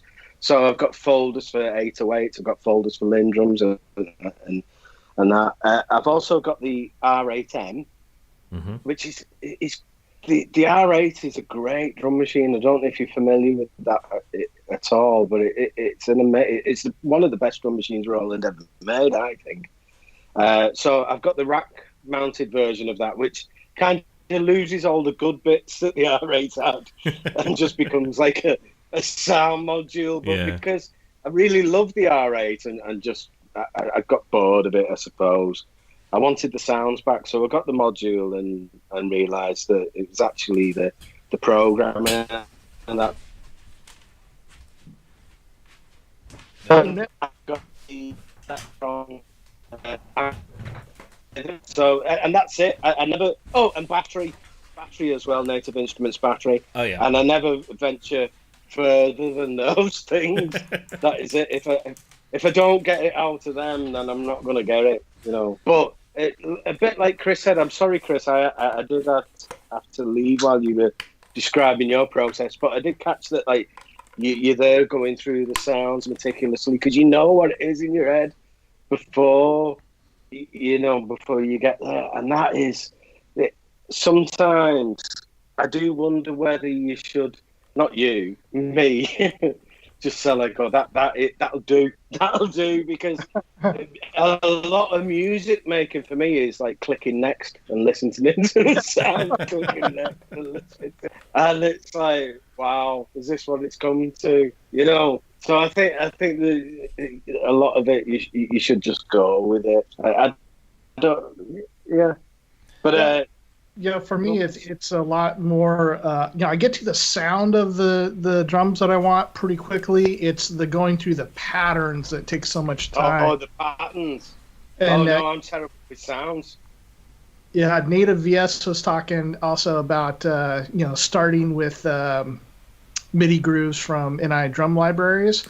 And I that's, to me, that's the best way to do it, is if you don't have a song yet and you just put something on and you're jamming to it, and you're like, oh, hey, this is a great riff, or this is inspiring me, and then you've already done a bunch of the work because now you have the correct drum pattern. Your riff fits that pattern, and you're not having to go search for, like, no, I think here is supposed to be on the offbeat, or do I edit it in MIDI, or I've got to be honest, I'm not great at drums. I hear other people's stuff, like present company as well, like it, and I always think the drums sound so nice. They're always punchy and rounded and smooth, and it's mine always sound like a drum machine. I do everything similar to try and make it sound nice. It always sounds dead like dead basic. So I do need to concentrate on my drum making a bit, and I don't think I'll ever get there, to be honest, because I've been doing it 35 years now. I think one of the biggest compliments I ever got was I put a track out, or played it to someone, and they said, "Is this you drumming?" And I said, "Yeah." And they said, "What are you using? How did you mic your kit up?" And I said, "It's all it's in the box. It's I forget what it was now. It was." I don't know. It was some, it might have been Superior Drum, but I said I just played it, on the keyboard, and they said, "Are you a drummer?" And they, that explains it. You can hear that this has been programmed by somebody who plays actual drums and is not programming, or is not just taking loops and just repeating them over and then just throwing a fill in left, right, and centre. And I felt, that was, I was touched, and that was it. But I just wanted to show you this, so you see that. Yes. So I remember them. Yeah. So in 1980, I think it was, around then, I was, I forget which magazine, or there was something I read, and there was an advert for the Mattel Synsonics, and I knew at the time that I hadn't actually played real drums at that point, but I had this massive urge to learn, and I saw this, and I thought, this is it. This is my solution.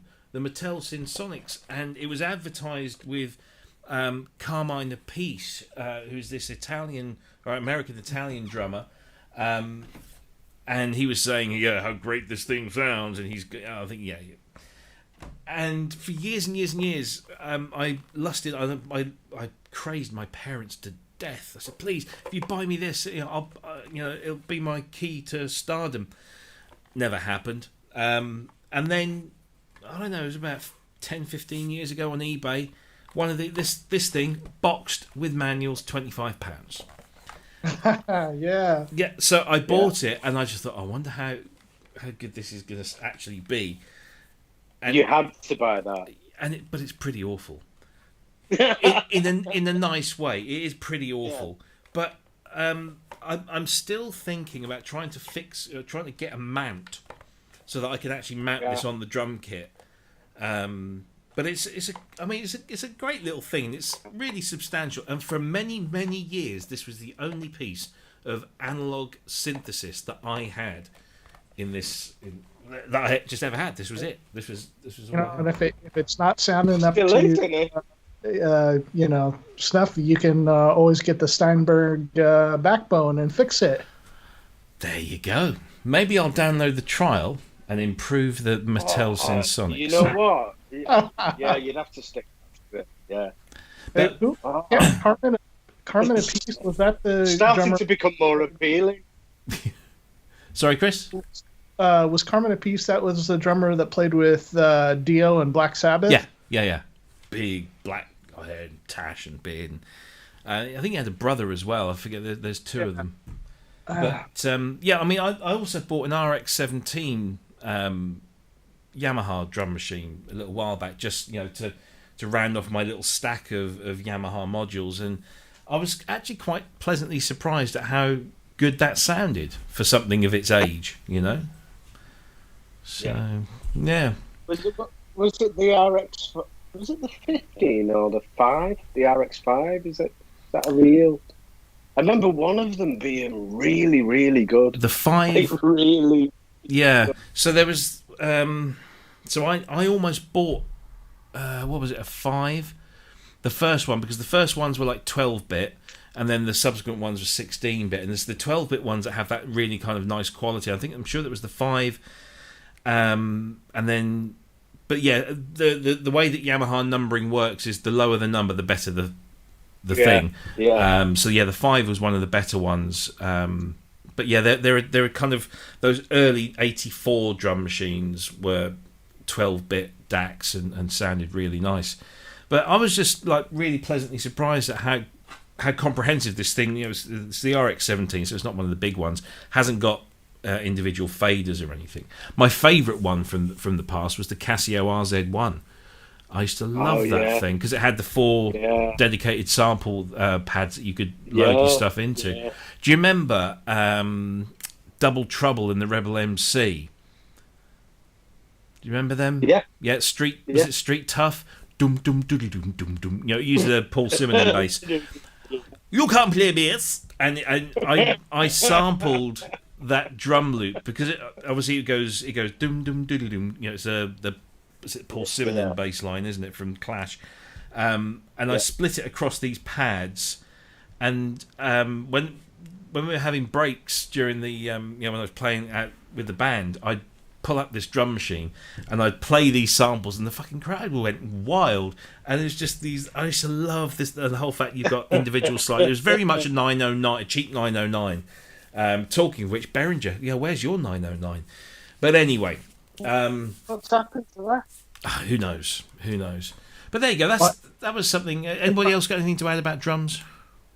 I was just going to comment on that last bit. Probably after Behringer decided to simplify and consolidate the firmware programming, I think that's probably where it's stuck right now. Yeah. With their stuff is just getting the firmware, deciding what they're going to do. But I mean, as far as I find it really interesting to find out the workflow, how people do this, and I've been reading the live chat as well. Mm-hmm.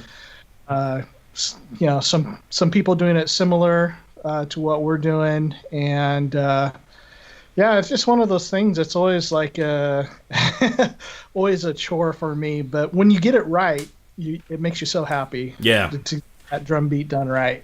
It's a lot of people are talking about using loops and stuff from a library just to get going, to find something that fits the thing, and that's how I do it. But do you remember when? Are we all old enough to remember when we didn't have sample libraries to dig through, and we ended up using Twiddlybits MIDI files or similar? And I had a couple of these Twiddlybits packages, and I forget the name of the drummer, but he's a bald-headed guy with glasses, and he was very famous for doing a lot of not you. He used to do a lot of drum and bass stuff, but live. So 170 BPM, he would be drumming at 170 BPM for like 10 minutes live or more. And I forget Greg something or other. I'm sure it was Greg. Anyway, I got his Twiddlybits thing, and it was there that I learned, the principles of drum and bass rhythms. That the fact that they're sampled from old jazz records a lot of the time, and then just sped up, and you get this amazing kind of technique. And I went through a drum and bass phase of everything that I did was drum and bass. And I used to do cover versions of Howard Jones in drum and bass, Wow. which was interesting. I've still got. I think there's one on my SoundCloud page somewhere if you're that interested. But yeah. Before we conclude this and go on to our Spitfire stuff, real quickly, so we're talking about programming drums, but who are a couple of your favorite drummers? Who, me? Ooh, couple. And maybe just like somebody who programs a Lindrum good, but if we're talking about flesh and bone drummers, I've mentioned Phil Collins because I think he's one of the greatest drummers, or was one of the greatest drummers, because he can't play anymore, which is just tragic. When you hear the body of his work, whether it's Genesis, his solo work, or the stuff that he's done with so many other artists, it's just there's not many people can touch him. The other flesh and bones drummer I really admire is Manu Katché, the French Ghanaian. It's not Ghanaian, Guyanan, French Guyanan. He plays a lot with Peter Gabriel, and he's one of those drummers where it's not what he plays, it's what he doesn't play. He's the Miles Davis of drummers. It's what's in between the drums. And of course, all the others. I mean, Ringo's an absolute legend. I learnt my drumming from Ringo Starr before I could play the drums, because I listened to him religiously and just tried to figure everything out. Obviously, Bonham is a great one. Dave Grohl is just immense.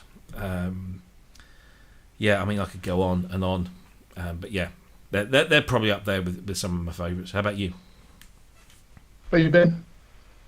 Vince Clarke and Wolfgang Flür. Mm-hmm. How about Prince? Prince isn't bad, yeah. I do like Bonham, actually. Prince isn't bad. Sorry. Yeah, but no, I mean, for his Prince drum program. Yeah. Yeah. Some offbeats.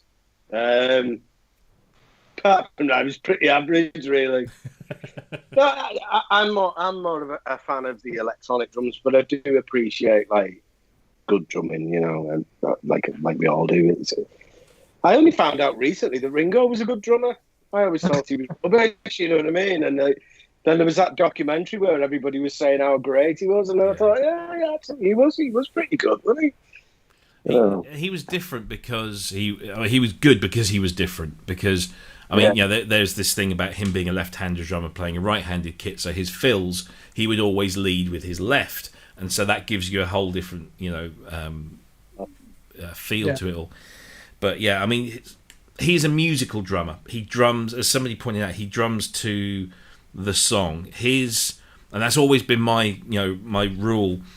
And I actually found this, and I'm really not trying to blow my own trumpet here, but when I used to play in a covers band, I joined this covers band, and they gave me a list of 30 songs, half of which I wasn't familiar with.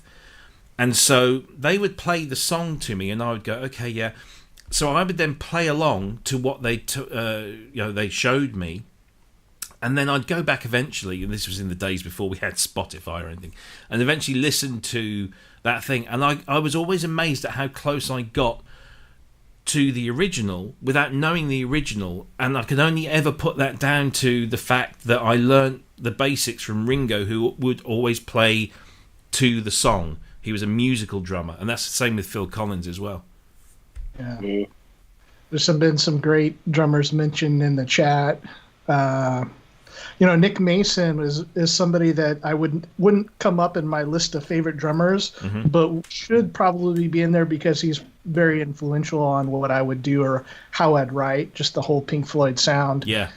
But probably for me, not probably, my favorite drummer of all time for sure is John Bonham. I love Bonham. Leadfoot. And just that big swampy sound. And my second favorite drummer is almost completely opposite from him, and that'd be Neil Peart. And and just like so tight and classic. And when you have a great bassist, as both of them did, that play off each other, I think that's hugely important. Yeah, hugely important for an acoustic drummer, because if you think Ringo and McCartney, Bonham and John Paul Jones, Entwistle and Moon, and the other Copeland and Sumner. Copeland and Sumner. Yeah, I just bought the Police box set. I'm a huge Police fan. I just bought their thing. Stuart Copeland is a huge. He's a great drummer. Oh, he's immense. Yeah. But I I think if you have that rhythm section, it just brings the best out of you. And Alan White and Chris Squire from Yes as well. Yeah. One drummer who never got a good bass player, but is probably my third favorite drummer, and probably somebody that's overlooked a lot, is Jimmy Chamberlin of the Smashing Pumpkins. Mm-hmm. So he's very good. Their early work up to Melancholy was just so fantastic, and he kind of surprised me because later years I just never really, I was so in love with all the big guitars that as I listened to him later, I'm like, man, this guy is a great drummer. And I realized that Billy Corgan did not write as well when Chamberlain wasn't in the band, and it was that synergy between the two of them that made Billy Corgan so much better of a writer. Yeah. Jamie says TB303 and TR808. Yeah, that's a good pairing. Yeah, absolutely. JPPH2 or JP Page 2. Jeff Porcaro. I mean, how could you not? Taylor. Oh my word! I mean, that shuffle, the Rosanna shuffle, which he kind of took two parts and melded them together, is just. I mean, seriously, if you've never listened to that drum track in isolation, even just listen to it as the complete song, it is just the most incredible piece of drumming that has ever existed. And then you look at what Jeff played on, his repertoire, from Steely Dan. I mean, you've got to be the best if you want to play with Steely Dan. Michael Jackson. I mean, all of it. He's just, the list of his credits is just unfathomable. And they say the light that burns twice as bright lasts half as long. It could not have been more appropriate for that man. So thanks for reminding me there. He is an absolute legend. Right, I think we're all drummed out. Shall we get on to? I don't think we've got time. Well, do you know, I'm willing to extend and incur the wrath of my family. I haven't eaten since about 4 p.m. People that need to go to bed and stuff go to bed, and then we'll. We've had Jamie's show. Now we had the late show. Yeah. We had the late show, and now we're having the late show. That's it. So, okay, let's set this one up. So about a month or so ago, I can't remember how long, but it was about that. Spitfire Audio launched a competition, and the challenge was to score a clip from the HBO series Westworld, and it was about a 4-minute odd clip from a show that had previously aired, I believe. I've never watched Westworld, so I wouldn't know. The task was to come up with your own musical score, and the prize was nothing more than pretty much, well, I think the winner gets everything that Spitfire Audio have ever made, and they get some goodies, some Westworld goodies, signed vinyl soundtracks and things like that. That was it. There's no promise of any work at the end of this thing. So I just want to make sure that all these facts are out there. And there were going to be 5 runners up who would all in return receive, I think, BBC SO and some vinyl as well. So it was really just the way I saw it, and Ben will be able to tell us because Ben actually entered this. I saw it just as an opportunity to get a piece of high quality film footage and practice your skills, and maybe, just maybe, you're good enough to grab the attention of an esteemed panel of judges. And those judges included, let me just move over to the topic screen.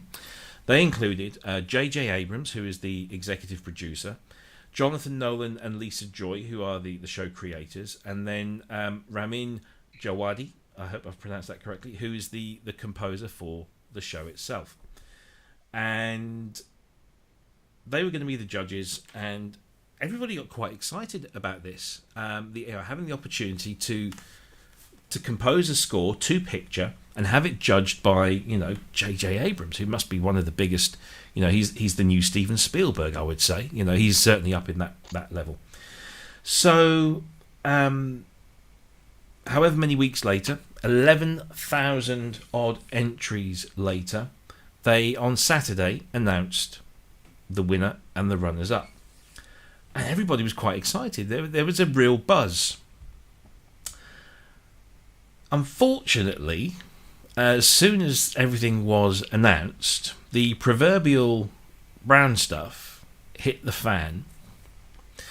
And it all got very, very dark very, very quickly, because the winning entry seemed to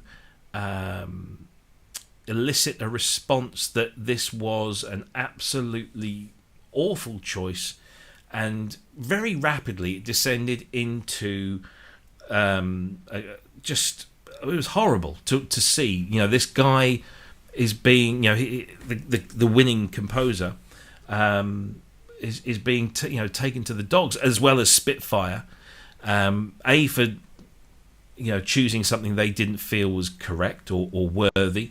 There was then accusations of nepotism and favoritism, and that it was rigged and it was all set up and blah blah blah blah, and it really just descended to the point where after a few hours, I think Spitfire Audio turned off the feature that displays the likes and dislikes, and I think Cryss, early doors, you were saying that it was about even, wasn't it? The time. Yeah. Before, I last saw it quite a while before they took it down, and the dislikes were hundreds and hundreds more than the likes at that point. So people were clearly incensed, and I had no skin in this game whatsoever. So I didn't. I did consider it. I just don't have the time or the inclination. I know Ben did, and I really enjoyed Ben's piece. But 10,999 other people submitted pieces, and I guess this must have been a very rigorous process. And lots of people have been speculating about, it's a 4-minute clip, and there was 11,000 of those, so that means that they would have to view. It would take this long to view them all. And then some people were pulling up things like saying that their YouTube stats were showing no views in the UK or in some, certain locations, or no, nothing that they could trace back. And it just all really just spiraled well out of control and became a really horrible thing. And then this morning, should I say, Christian Henson, who is one kind of half of the owners of Spitfire, did a piece to camera at like 4:30 in the morning, because apparently he'd not slept a wink. He had apparently no involvement with this. This was all done by his partner Paul, and I thought his explanation was rather good as to why this guy had won with such a divisive piece of music, which, shall we say, sounded very much like a Super Mario game, or certainly elements of it sounded like a Super Mario game. So I think that's kind of set the picture up there, that there's a very popular competition, and not very many people liked the chosen winner. And it just got me thinking how awful we can be to each other when we're trying to all carry out our artistic endeavours. And I really, really, really disliked the tone of everything that happened afterwards.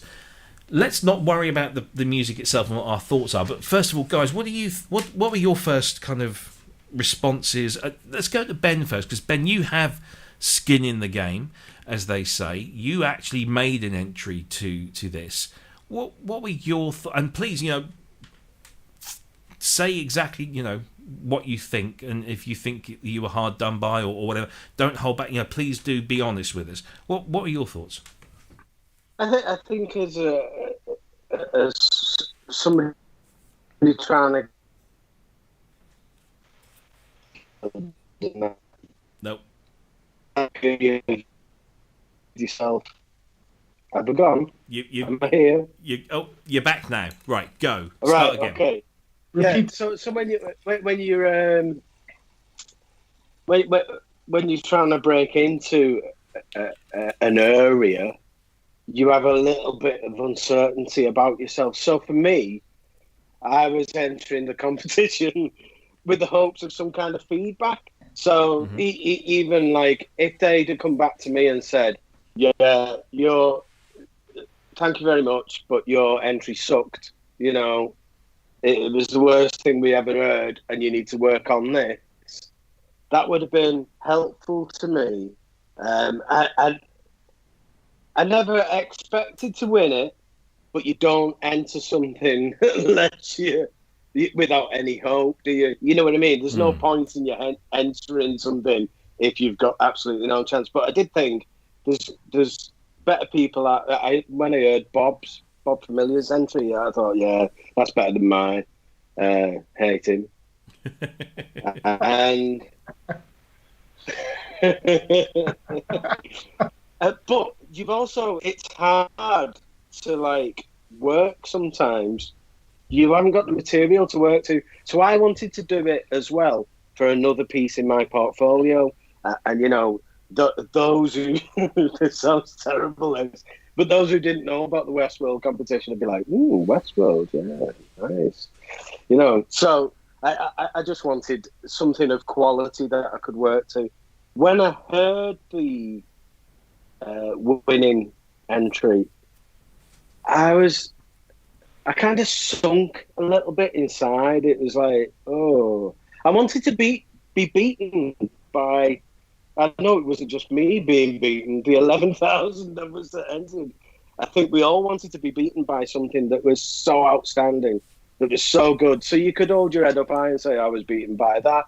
And when I first heard it, don't get me wrong here, I was so disappointed. But the more I think about it, it took balls at. It took real, because you're only allowed one entry per person. You can't enter like 6 times. So we only had one entry, and he put everything down on this. Yeah. Like kind of radical sound, which you've got to give him kudos for that. That is a bold move, and it paid off. He won it, and that's very much what Christian was saying. I personally don't think it improved the scene. It didn't for me, but I know a lot of people like it, and I admire the guy for what he's done. And I'm not disrespecting him in any way. It's not sour grapes. I think some of the runners-up sounded better, but were they that creative? Were they?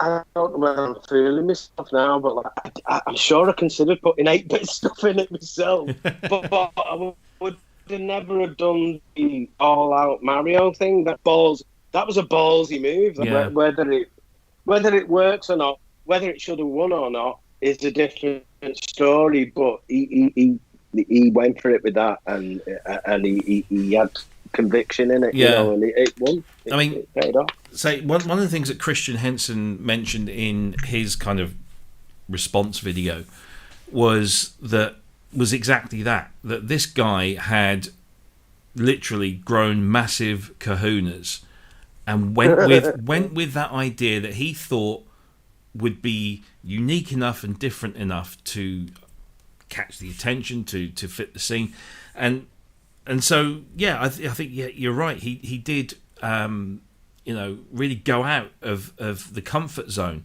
A lot of what I've heard, and Native VS has said in the chat room that one of the runners up was an amazing Silvestri tribute. A lot of what I heard when I listened to some examples, and I'm not going to say who or what, but some of they were incredibly good, but they were incredibly derivative and incredibly, I think that's, very similar to. Sorry, Robert. I think that's what was up with mine. Really, Oh, no. is that I think. Oh, he's frozen again. What Yeah. did you do that was different?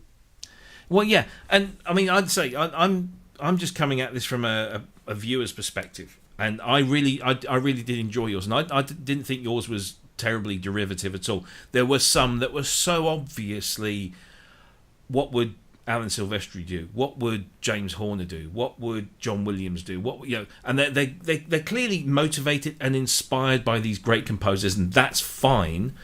But find your own voice, and you know that's something that Christian Henson was banging on about. Find your own voice. Find the thing that's going to make you stand out. And you know, some people did some unique things that maybe didn't fit, and this was very unique. The other thing that I didn't realise was that this was a piece of footage from an episode that had already aired, and so I didn't know about the storyline. And when I found out the storyline from which that clip is taken, where the character played by Aaron Paul has taken a drug called genre, and throughout the episode he flips through the genres and the music fits the genre, then it made more sense. I'm not saying it was perfect, but it made more sense to have that kind of video game music, because he's now in this kind of video game environment. And you know, so many video games now have proper orchestral soundtracks that probably the only way you're going to have a soundtrack that evokes video games is to use 8-bit Mario style music. I don't know, but I just, you know, I kind of understood it more, and then maybe I thought, well, maybe that's what they were looking for. Maybe they were looking for someone who could do the research and actually figure out exactly what it was that was required in terms of, you know, this change, this, you know, genre thing. And I don't know, maybe that was it. Let's say, Cryss, what do you think? Yeah, so well, let me move from the music itself to Spitfire's kind of part in it. I felt like it takes you out of the scene a little too much. Where I think it worked was as they're entering the tunnel scene in the chase, and it feels very video game-ish there. Mm-hmm. And I thought, oh, that's perfect, but you don't want to leave it in that video game spot because it is a very cliched sound. But then he didn't, and he brought it into, like, with the guitars and the drums coming in towards the and leaving the tunnel, I think it was. Yeah. And I thought it was brilliant. It worked really well because you had a little bit of this, like, hey, this is like a video game, but then it kind of brings it more into, it gives it more power because that video game sound doesn't have any power to it. I think it stayed too long in that realm. I mean, I get the cues it had where they get the weapon and it kind of has the armed up sound or the fast type sound. So, you know, there's some really great parts about it, but there's some parts that I think just fell short, and I don't think, you know, maybe this is not what I would have chose for a winning entry. I think, and that doesn't, you know, as I didn't enter in, but certainly I have multiple friends, and we've had a number of people in ProSynth Network that entered that spent a lot of time on it. And so I think with the people that entered, as I think Asio had said, like, it was taken very seriously. These are not, most people are not vying to become the next, you know, film composer. They wanted a project, like Ben said, is to hone their own skills. Maybe we'll win some software. And so they did take it very seriously, and maybe not understanding, not their fault for understanding all that was involved with it. It perhaps could have been made a bit more clear in this. What I particularly didn't like about this thing, so watching Christian Henson's video, who I'm a huge fan of, I said, we've talked so much about Spitfire that I love their software. You know, every time something comes out now, and I only heard about it through you guys, so I'm fairly new about it, but. So I'm deep into this now, but I thought that the response, the things that he said, if you're trying to get into the industry, are spot on, okay? Yes, that's exactly right. You got to differentiate yourself. You got to be, I mean, how many times have we heard about actors who walk in, Mike Nesmith walking in the Monkees thing with the hat on, and because he was riding a motorcycle to the casting call, and for some reason that struck them, or, whatever it was about these things that set them apart from everybody else. Okay, yes. But I agree with that. But the thing is that his response was completely tone deaf to how everybody felt about it. Like, he didn't understand. Like, there was a lot of people. I mean, and if you notice the tone in the video, he's like, and probably really out of place. People had to find ways to make music and to beat on these things, and like completely unnecessary, irrelevant. And then at the end of it, like, I mean, he's in a kind of a very, masculine charging state, like, this is what it is, and this is how it works in the industry. And then watch his demeanor as he starts talking at the last minute of it. And, we're just like, everybody did a good job. And then it's kind of, he's turning away, and it kind of says something about his response to this whole fiasco, which really disheartened me. I don't think it was. I think this has shown that they have been very tone deaf about what was happening. They should have understood this a little bit better. It wasn't a good idea.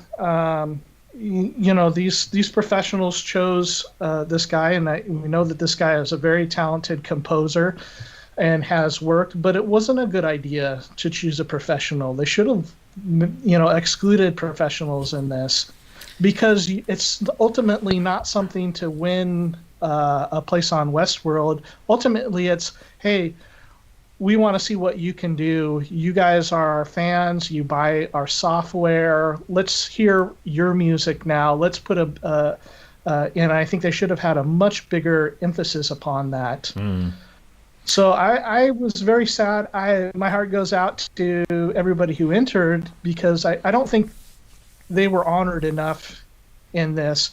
And as far as, I think some things were probably misunderstood, and to the point, like, about, hey, we didn't get our video watched.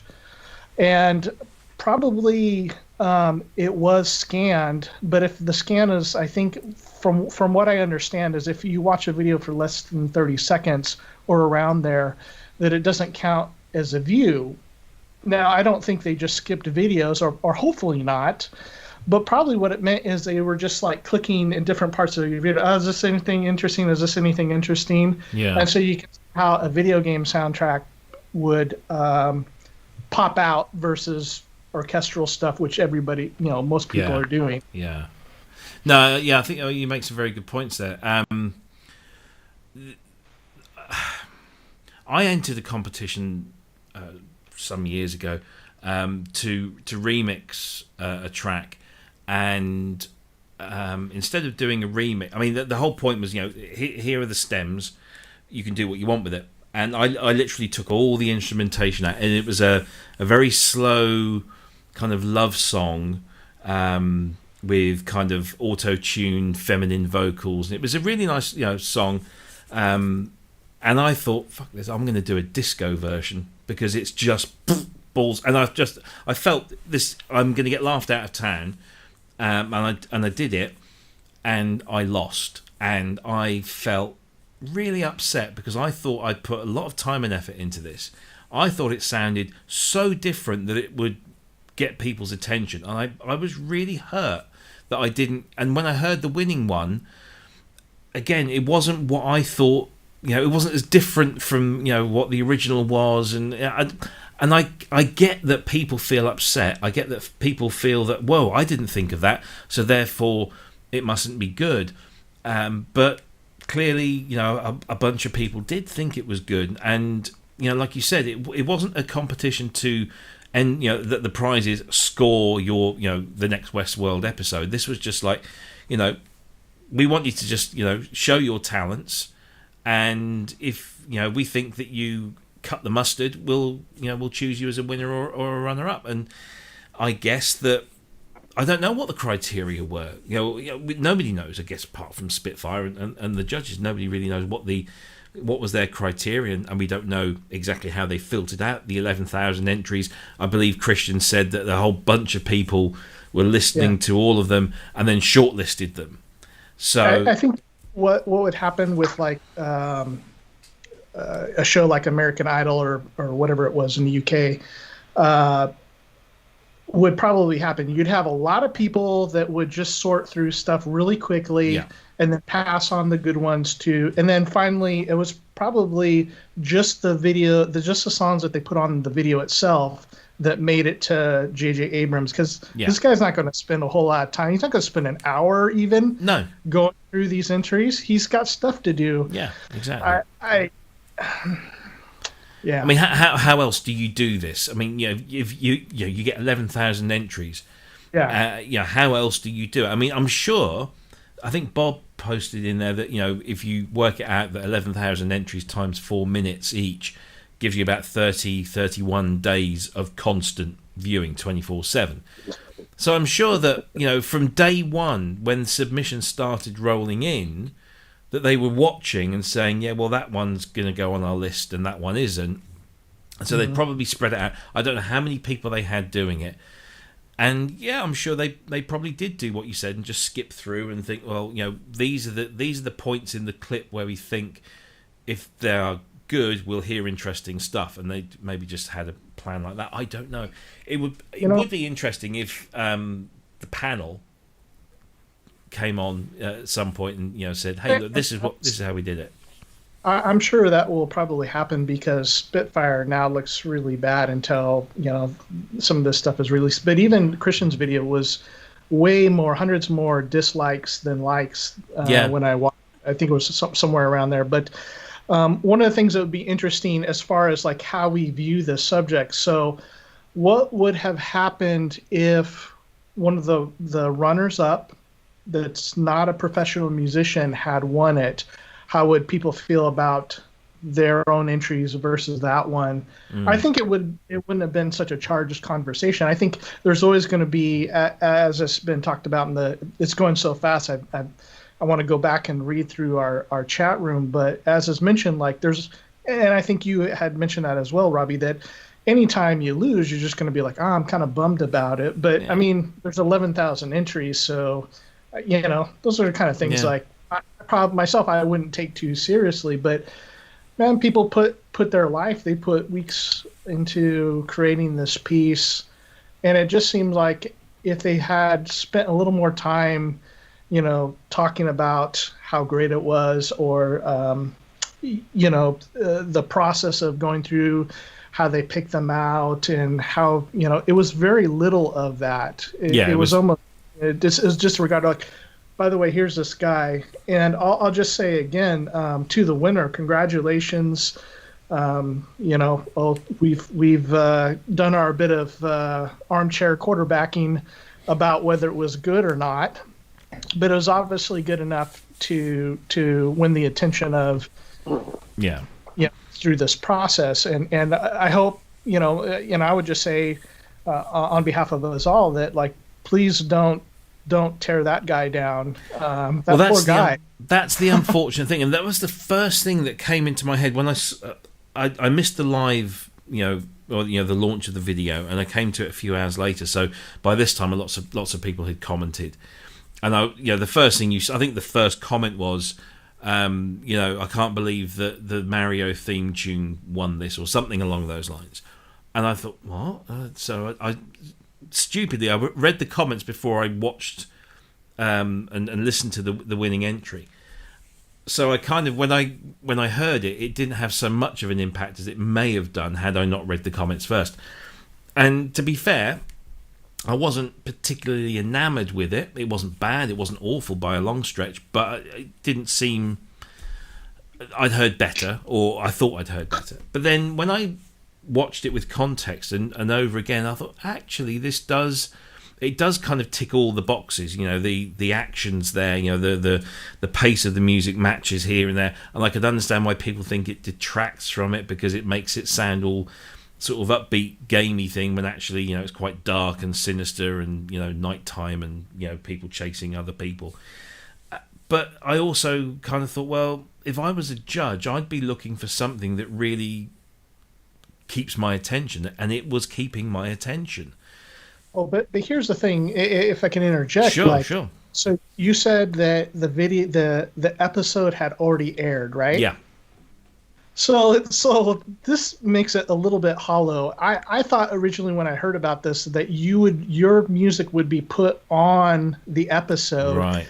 And I have to say that doesn't look good, because would they have really picked that for the final cut of it? I don't know what the actual music they picked was, and I'd be curious to when I watch the series, I'll find out what the original music was. I don't think they would have used it, or was it just the fun pick? Yeah, I think if the composer, the regular composer, would come up with that, he would probably have been asked to change it, maybe. But I think that it was picked because maybe it wasn't suitable from a musical perspective, but it was suitable from every other perspective, and the fact that he had gone so left field with this and thought about the context of the clip, because a lot of people, I guess, probably didn't. I mean, I wouldn't have bothered.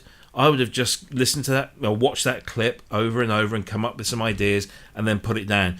I wouldn't have thought about going back and thinking, well, if this episode is aired, let's see if I can get a feel for the entire script, because it will maybe make my piece fit better. But does anybody know, maybe in the chat room, what's the general vibe of the music that was put into it? Is it more of an orchestral piece? Is it a kind of a modern?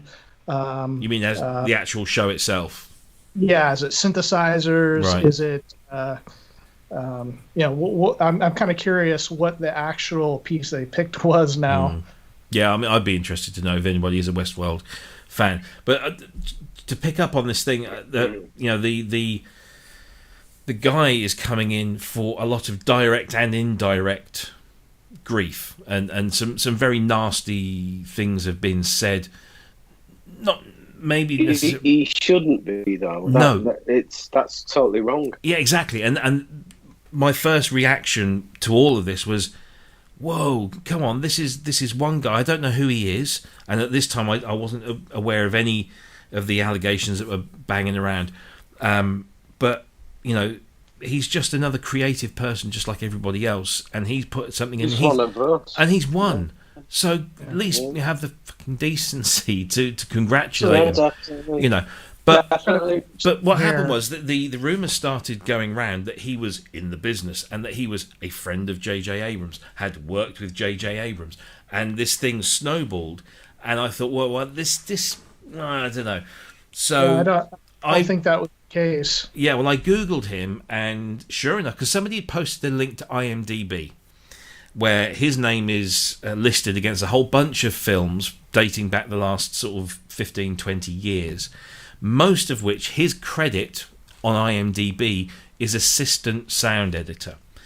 And I looked for the J.J. Abrams films. I think it was one of the Mission Impossibles, and he was assistant sound editor on Mission Impossible 3 or something.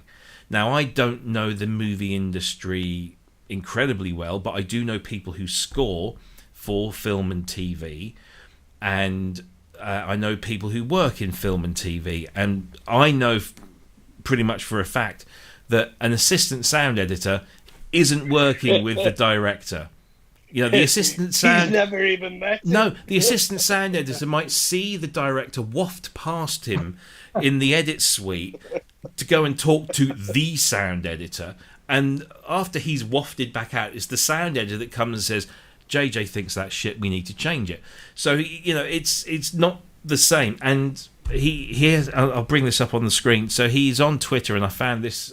He said, "Hello, all. Thanks for all the feedback. And to be clear, J.J. Abrams has no idea who I am. I worked as an assistant sound editor 15 years ago, just one of hundreds of crew members behind the scenes.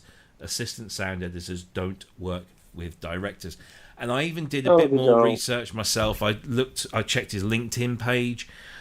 He has a business that does sound stuff for films and TVs and adverts. He's not a composer. He's not friends with J.J. Abrams. He's not the best buddy. I even saw one allegation that this whole competition was rigged so that he would win because he was J.J.'s friend. No, that's right. No, why? If you're J.J. Abrams' friend, you'll get the gig anyway. No way. No. He gone. Yeah. He's frozen again. Right when he's trying to make a point. So something while he's... I'm back. Oh, there you go. Hello. I'm back. Right, go on. No, you were going, no. Yeah, because if J.J. Abrams wants him to do a good job of the assistant sound editing, he's going to do it better with a Spitfire audio, everything drive, isn't he? There you go. So all it was J.J. Abrams wanted the drive to make his soundtrack. Yeah. Because you can't afford to buy one. In the competition for this, they go for the most unusual pop-out example of music having the kind of 8-bit sound. For the television show, what's being reported is that they do an orchestral plus drum piece behind it, which is Ride of the Valkyries, which is, of course, a very traditional. I think that's Wagner, if I recall. Yep. So they went the complete opposite direction of let's just do something easy for this, which is kind of, again, it may have fit the scene really well, but for the competition's sake, that doesn't make me feel very good about it, right? I think if he had redone this, maybe what they would have been is, if you win this, your entry is going to go into the episode. How would it have turned out differently? Maybe this gentleman would have won, and the outcome of the episode would have been very different in the sound of it, or maybe somebody else would, because they would have been afraid to put that in there because it is so bold. I mean, it's one thing to go, wow, this is really great, bold for a competition, but that doesn't mean that that's what you're going to want in your episode. I mean, one thing that strikes me is that Spitfire Audio are all about education as well as making great sound libraries. The work and effort that they put into demonstrating the stuff that they do that's outside of product promotion, outside of product marketing. Christian's channel, I mean, obviously Christian's channel is separate to the Spitfire channel, but if you're a Spitfire Audio fan, you'll be following Christian Henson as well.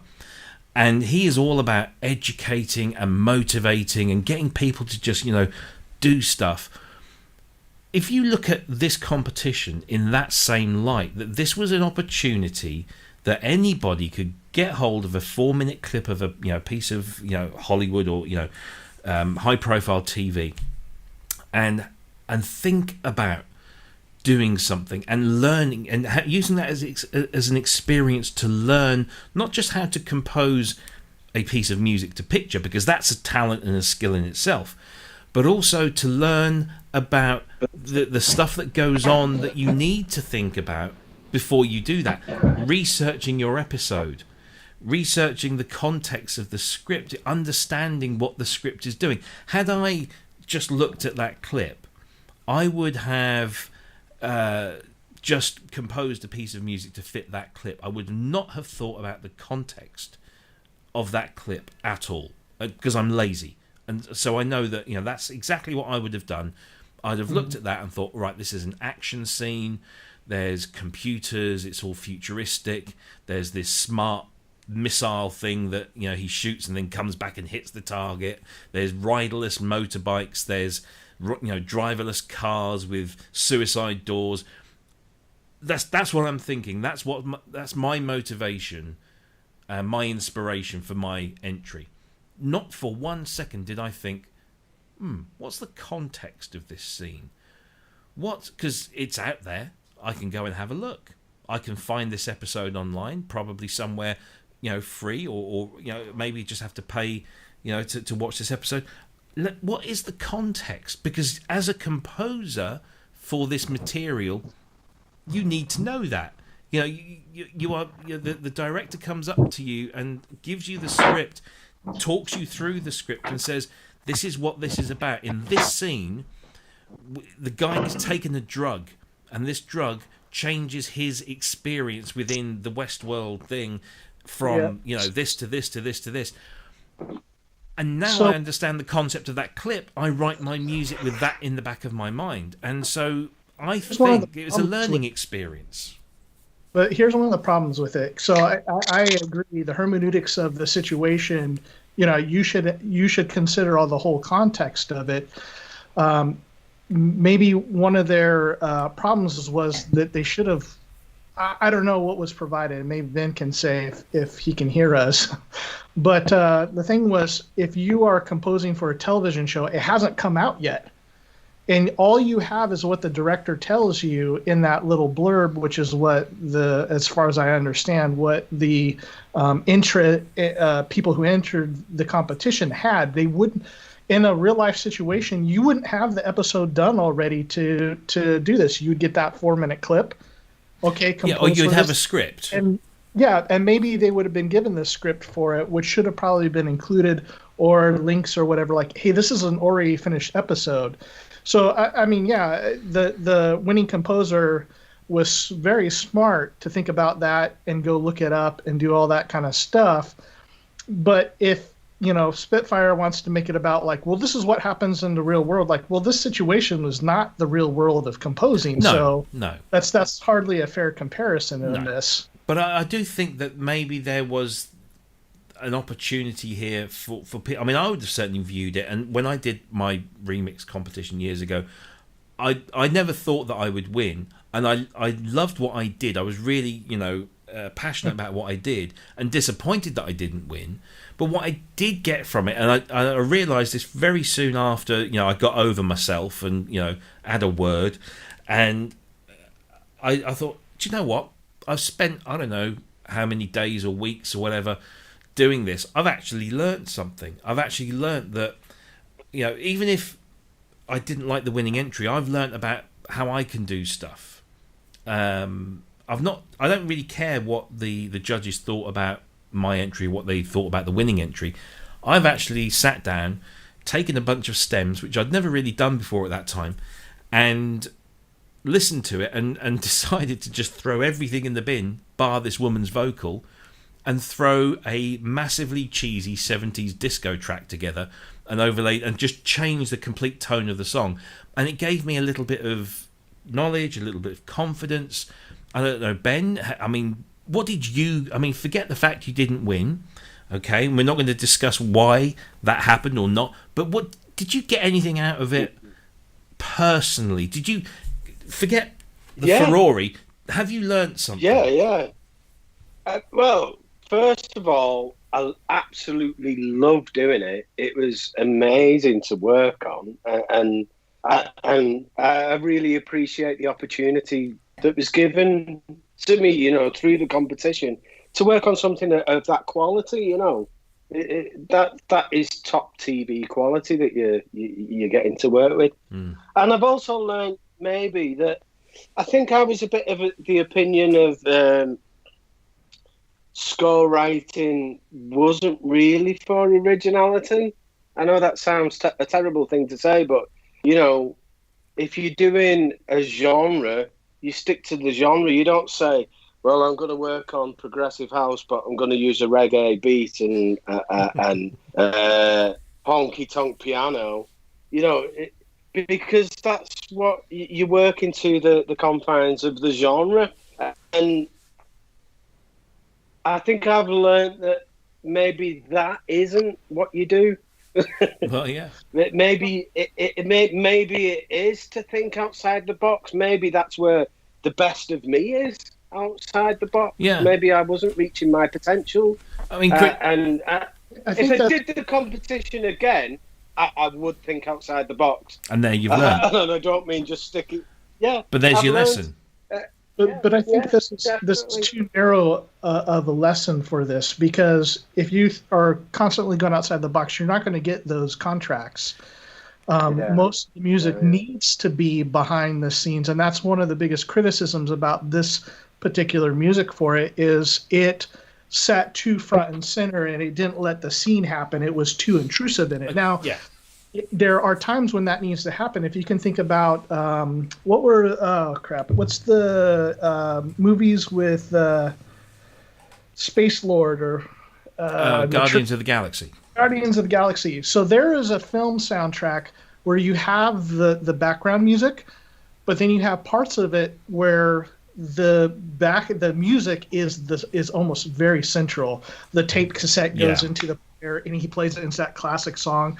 That's meant to be forward in it and be right there. But a lot of the music is meant to be back out of it, and so I'd be kind of hasty to say it always needs to be out of the box because that's what's going to get you the contract if you're looking to win this or to get the contract working for a film director. I don't think so. Well, I think sometimes, yeah. And there's the rub, right? Because that's the hard part is figuring out when is when. so here's the thing. So Christian said in his video that all the big successes that he'd had came at times when he just grabbed hold of his balls and said, I'm going to do this.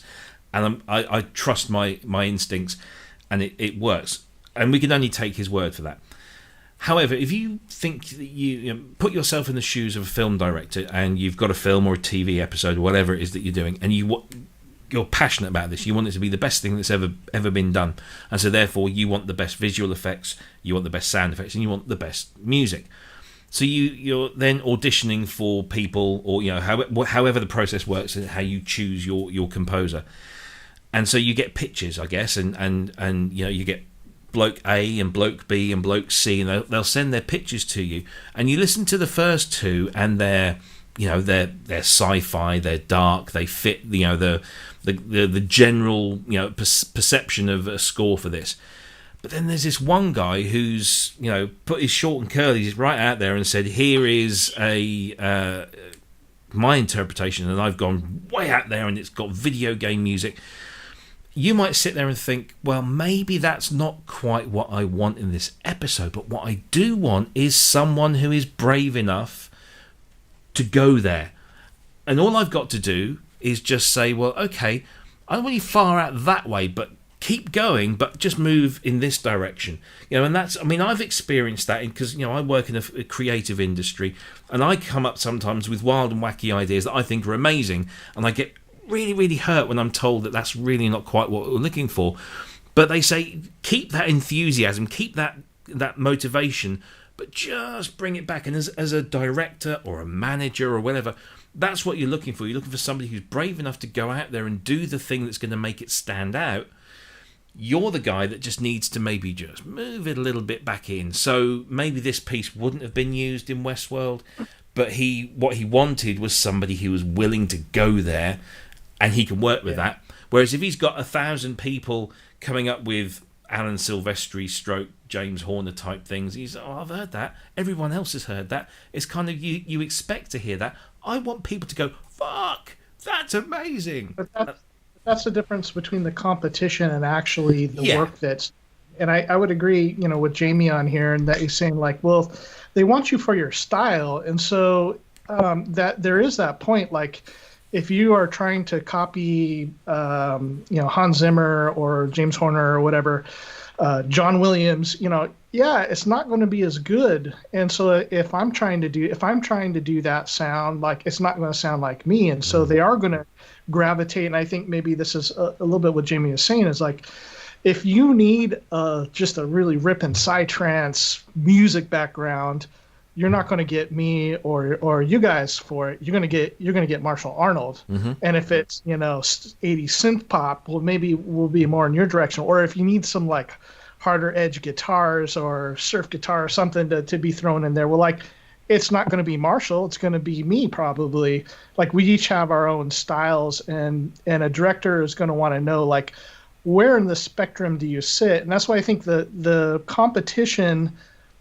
This kind of competition cannot be used as a basis for comparing to what actually happens in the movie making and film industry, which again, why I feel like, Christian's talk about it was a little bit tone deaf about this, because I'm sure most of his music that he's made money from is not the outer lying crazy stuff. I'm sure it's like the bread and butter that people know that he's really good at. Yeah, but I guess when you've got 11,000 people, he mentions this in the video, that maybe you don't have 11,000 people pitching for a TV episode or a film, but there's still a lot of people pitching. What they want to hear is not always does your stuff suit the scene, but does the individual who's making this have that potential that I can mould it. And so, yes, Christian Henson's best work might be his most, kind of consistent stuff that he does over and over again, but maybe he gets the gig because he is willing to go out there. He is willing to come out of his comfort zone, and I guess as a director, you want that to be part of it. I'm just purely speculating. The thing is, the competition was not advertised of who can best win getting into the industry. It was advertised as compose the best piece that you can for this scene. Yeah, and that's quite different. Yeah, and everybody did. I think that's what people heard about it because they feel like the rules have changed on them. Like, well, this is not okay. I understand that that's how you get a job or how you win an acting part or a scoring part. But that's not what was represented to us as the goal of this competition. I think a lot of this could have been avoided if the winner's announcement had involved maybe one or two of the judges as well to say, right, so the runners-up are blah, blah, blah. And the reason we liked these was because A, B, and Z. And now we come to the winner, and here it is. Listen to it, and then we'll tell you why we chose him. And if they'd have done that right at the outset, I think maybe you'd probably still get a bunch of people saying, "Oh, well, it's bloody rubbish! It's shit! It doesn't suit this." But at least they would have explained the fact that this was why they chose it, and that maybe it would not have made the final cut, but they chose it because they liked the ballsiness of it or whatever. As it stood, they just kind of said, "Here's the winner." That's it. I think you've got to also think about like how I know the prize wasn't to write the score for Westworld, but it was to write a suitable score for this scene, and show creativity. Now, what I think one of the problems that we're all getting is we're getting wrapped up in the intelligence of it. He did a good job, and congratulations to him for winning. But people who don't know what 8-bit is, and people who don't understand how ballsy that entry was, they'd be watching that scene and going, "Oh, Westworld's lost it. Season 1 was good, season 2 was good, but what's this Mario stuff going on now?" They don't know. They don't know how clever it is. It just ruins the scene, like, in a way. Yeah. You've got all this tension and the coin noises going off. And again, I know it goes with the backstory of this level up thing and that, but there's other games that's had level ups and not had coin drops. Yeah. They might not be as identifiable, but maybe a key change or a tempo increase might have got that level up feeling as well. Yeah. It's just that Mario's such a comical game, really associated with a serious situation, which to the general public wouldn't have worked. It wouldn't have worked. Yeah. We'd just all be horrified by it. It's like that a never-ending story in Stranger Things. That horrified me. I wanted. Really? I thought that was genius. No, I thought it was awful. But it's that I would like to see the whole episode with that cut in. If it wasn't too jarring, for the rest of the score, it would be nice to kind of see the whole thing, to see it in context, because I'm a big believer in context. What we have here is a 4-minute clip. We don't necessarily, we don't know what's going on before, what's going on after, why this guy's in the car. I didn't have any idea. And as I said, I would not have gone and done that research, and therefore, I guess this guy did. And I didn't. No, and I'm not saying that. I'm not criticising you for not doing it. I wouldn't have done it, and I doubt that 10,000 odd people out of the 11,000 that entered did that. They saw a dark sci-fi clip. They thought they'd come up with something that would fit. I bet the bulk of them just, not to say copied, but were influenced by other dark sci-fi stuff. There was a guy in the group, on Facebook, one of our members, I forget his name now, and he had huge system issues. He had massive computer issues when he was trying to do this and get it in by the deadline. So in the end, what he put together was not what he really kind of envisioned. But I listened to it and I thought, well, that actually kind of works. It certainly feels good to me. And there was other stuff that I listened to just through YouTube recommendations that was all the time. I'm thinking, yeah, that works. But actually, the more you think about it, is that sounds like the last one. Sounds like everything else that's out there. Yeah. And had they been clear about the criteria, had they been clear, either beforehand or post, judging at the winning announcement, if they said, look, here's the reason, we think you're going to, we think you might think that this is a bit odd because whatever, but this is why we chose this guy, and here are the reasons. And then I think, a large percentage of these people would have just said, okay, all right, I understand why you chose it, I don't like it, but I understand why, and then there would have not been so much of a fuss about it. I don't know. I'm glad I didn't enter in a way now. Yeah, I'm really glad I didn't win because I'd hate to be the recipient of this would have been internet hatred. It's, I mean, to be fair, most of the hatred has been aimed at Spitfire, hasn't it, and the judging rather than the individual. But I think, I mean, if I was him and I saw all this negativity, I don't care whether they're saying it's at Christian Henson or it's at Paul, I forget his surname, or at Spitfire or at JJ. I would be taking every single comment personally. Yeah. And that sucks. He shouldn't do, though, because No, he shouldn't. He entered it the same as everybody else. Yeah. And the comments in the video, they had that kind of fairness to it. I didn't see, unless stuff was being deleted really quickly, I didn't see it because I kept refreshing it to kind of see what was going on. But there wasn't much anything personal that I really saw that was directed at the composer. It was mostly about Spitfire and the judging.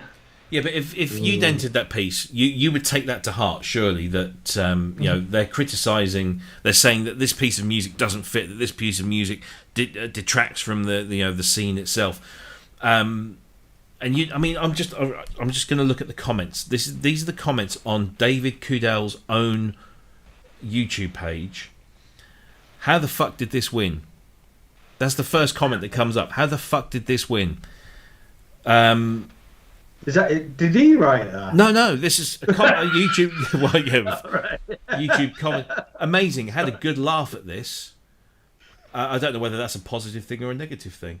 I mean, there's people actually had me laughing. There are lots of people saying congratulations and some good stuff, but there are people in there that are being quite negative about it. Some guy's written in Russian, I can't read that. Jobs and prizes for the boys. Really? I mean, what the fuck? F. I mean, it's... I think, one thing maybe we should revisit is just that, I'm disheartened by comments like that. And to be honest, one of the things that I don't like about the synth community, there's some awesome people, and the people I'm talking to, and and that we're all talking to in the live chat and on ProSynth Network, are great people, and just a really fantastic community. I think the bigger, wider community on the groups and the forums, especially, it's pretty nasty. I mean, compared to just some there's assholes in every group of people. If you're religious or you're atheist, if you're black, white, Russian, American, African, doesn't matter. Like, there's assholes in every group. And just as a kind of a broad generalization, like I don't see as much of it in the I spent so much time on guitar forums, and there's some real jerks in there, but most everybody's pretty easygoing. And then when I came into the synth world, I was kind of shocked at how just aggressive and tear you down kind of comments. And I've had some of that on my own channel, just people coming in and saying that they downvoted my video because I had a Moog 1 in it or a Behringer. Nothing. They're like, you did great, but I'm downvoting this because there's a Moog 1 in it. Yeah. Like, what the hell is that? And so there's so much of that going on in the world. Yeah. The guys like we synthesists got to stick together. We all love the same stuff in the end. We all love synthesizers, and it doesn't matter if you're digital, love digital or analog or both or whatever it is. Like, man, I think this should be a good opportunity for people to step back and go, hey, man, there's a whole bunch of people just like me, just trying to make it and just have this hobby that they love.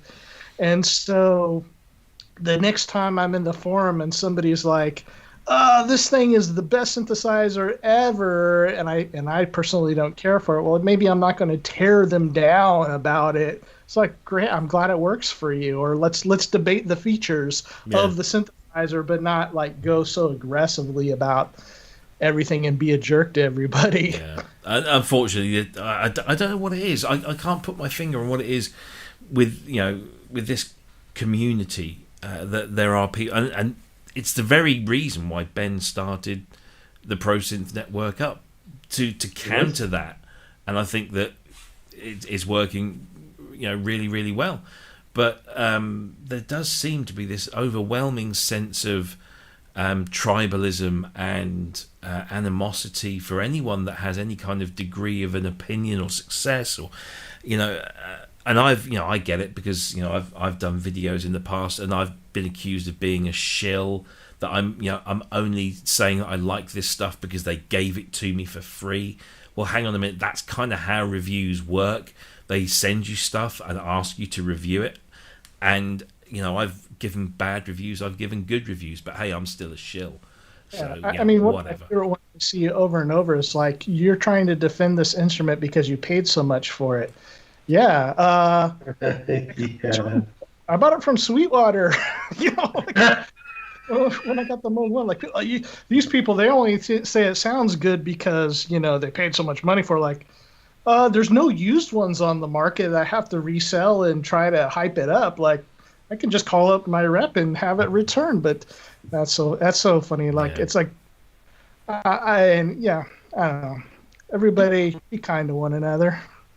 Exactly, and that's I think that was the thing that really struck me the first few minutes as I was reading through that, was whether this guy made a great piece of music or not. The reaction that was happening, whether it was directed at him personally or at Spitfire or J.J. Abrams or whoever, this guy is going to be taken. I know I would. I would look at that and I'd be crushed.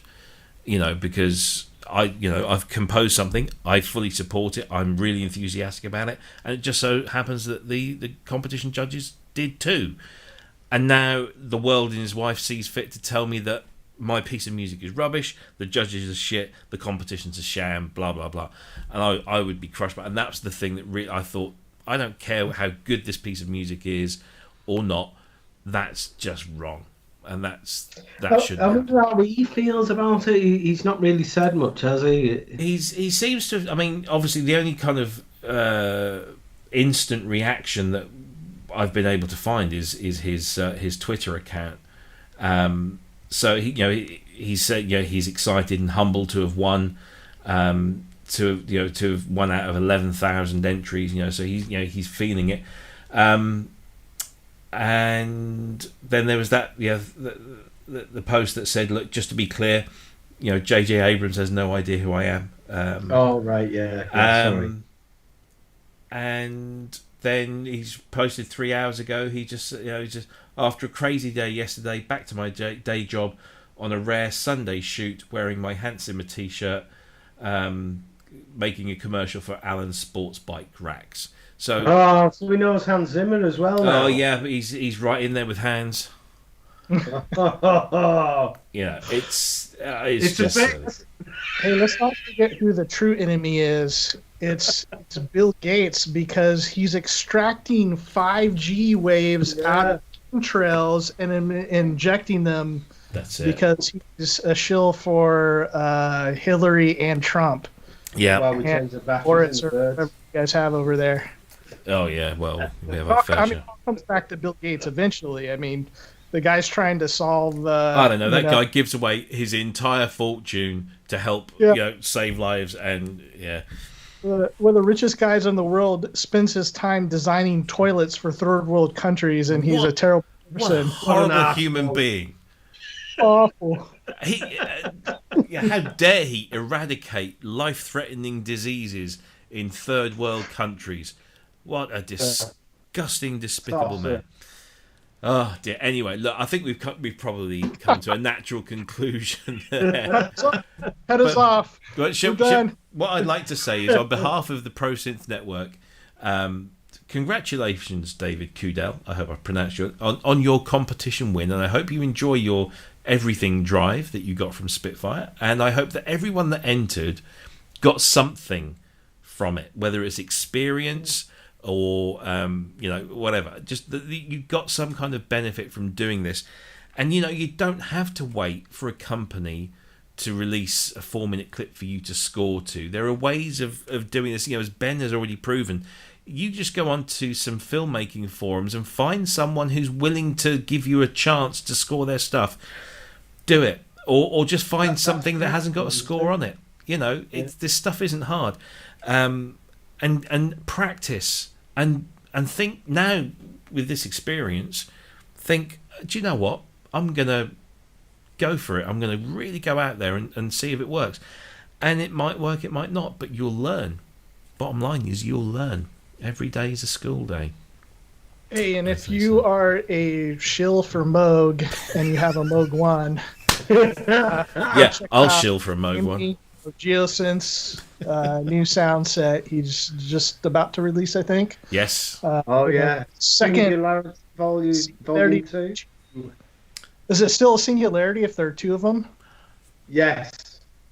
Because they're separate. They're separate singularities. No, I don't, because my head can't handle Stephen Hawking level conversations.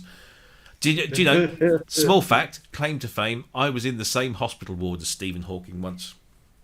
Really? And he got takeout when we weren't allowed to. It was explicitly said you're not allowed to get takeaway food. You have, and I could smell this Chinese food, and I looked around the corner, and there's his assistant with Chinese food from the takeaway down the road. Why anyway. So I think that should bring us to an end. We've really gone way over time here, but hey, I think we've... who it's been cares? a good one, though. It's been a good one. Yeah. But yeah, I thought that we should discuss that this week, and I'm sure it'll rattle on, and maybe next week there'll be more developments to talk about. But at this moment in time, congratulations to David. Well done to everyone that entered and learnt from it, and here's to many more. Cryss, Ben, what are you up to in the coming 7 days before we see you again? Just finishing up stuff. I gotta send the Prophet back here in about a week, so I've got to shoot videos now. The sound set's done, and I think next weekend is I will be on Jamie's Geosynth show with Team USA. And let's see, today's my anniversary, so hey, congratulations!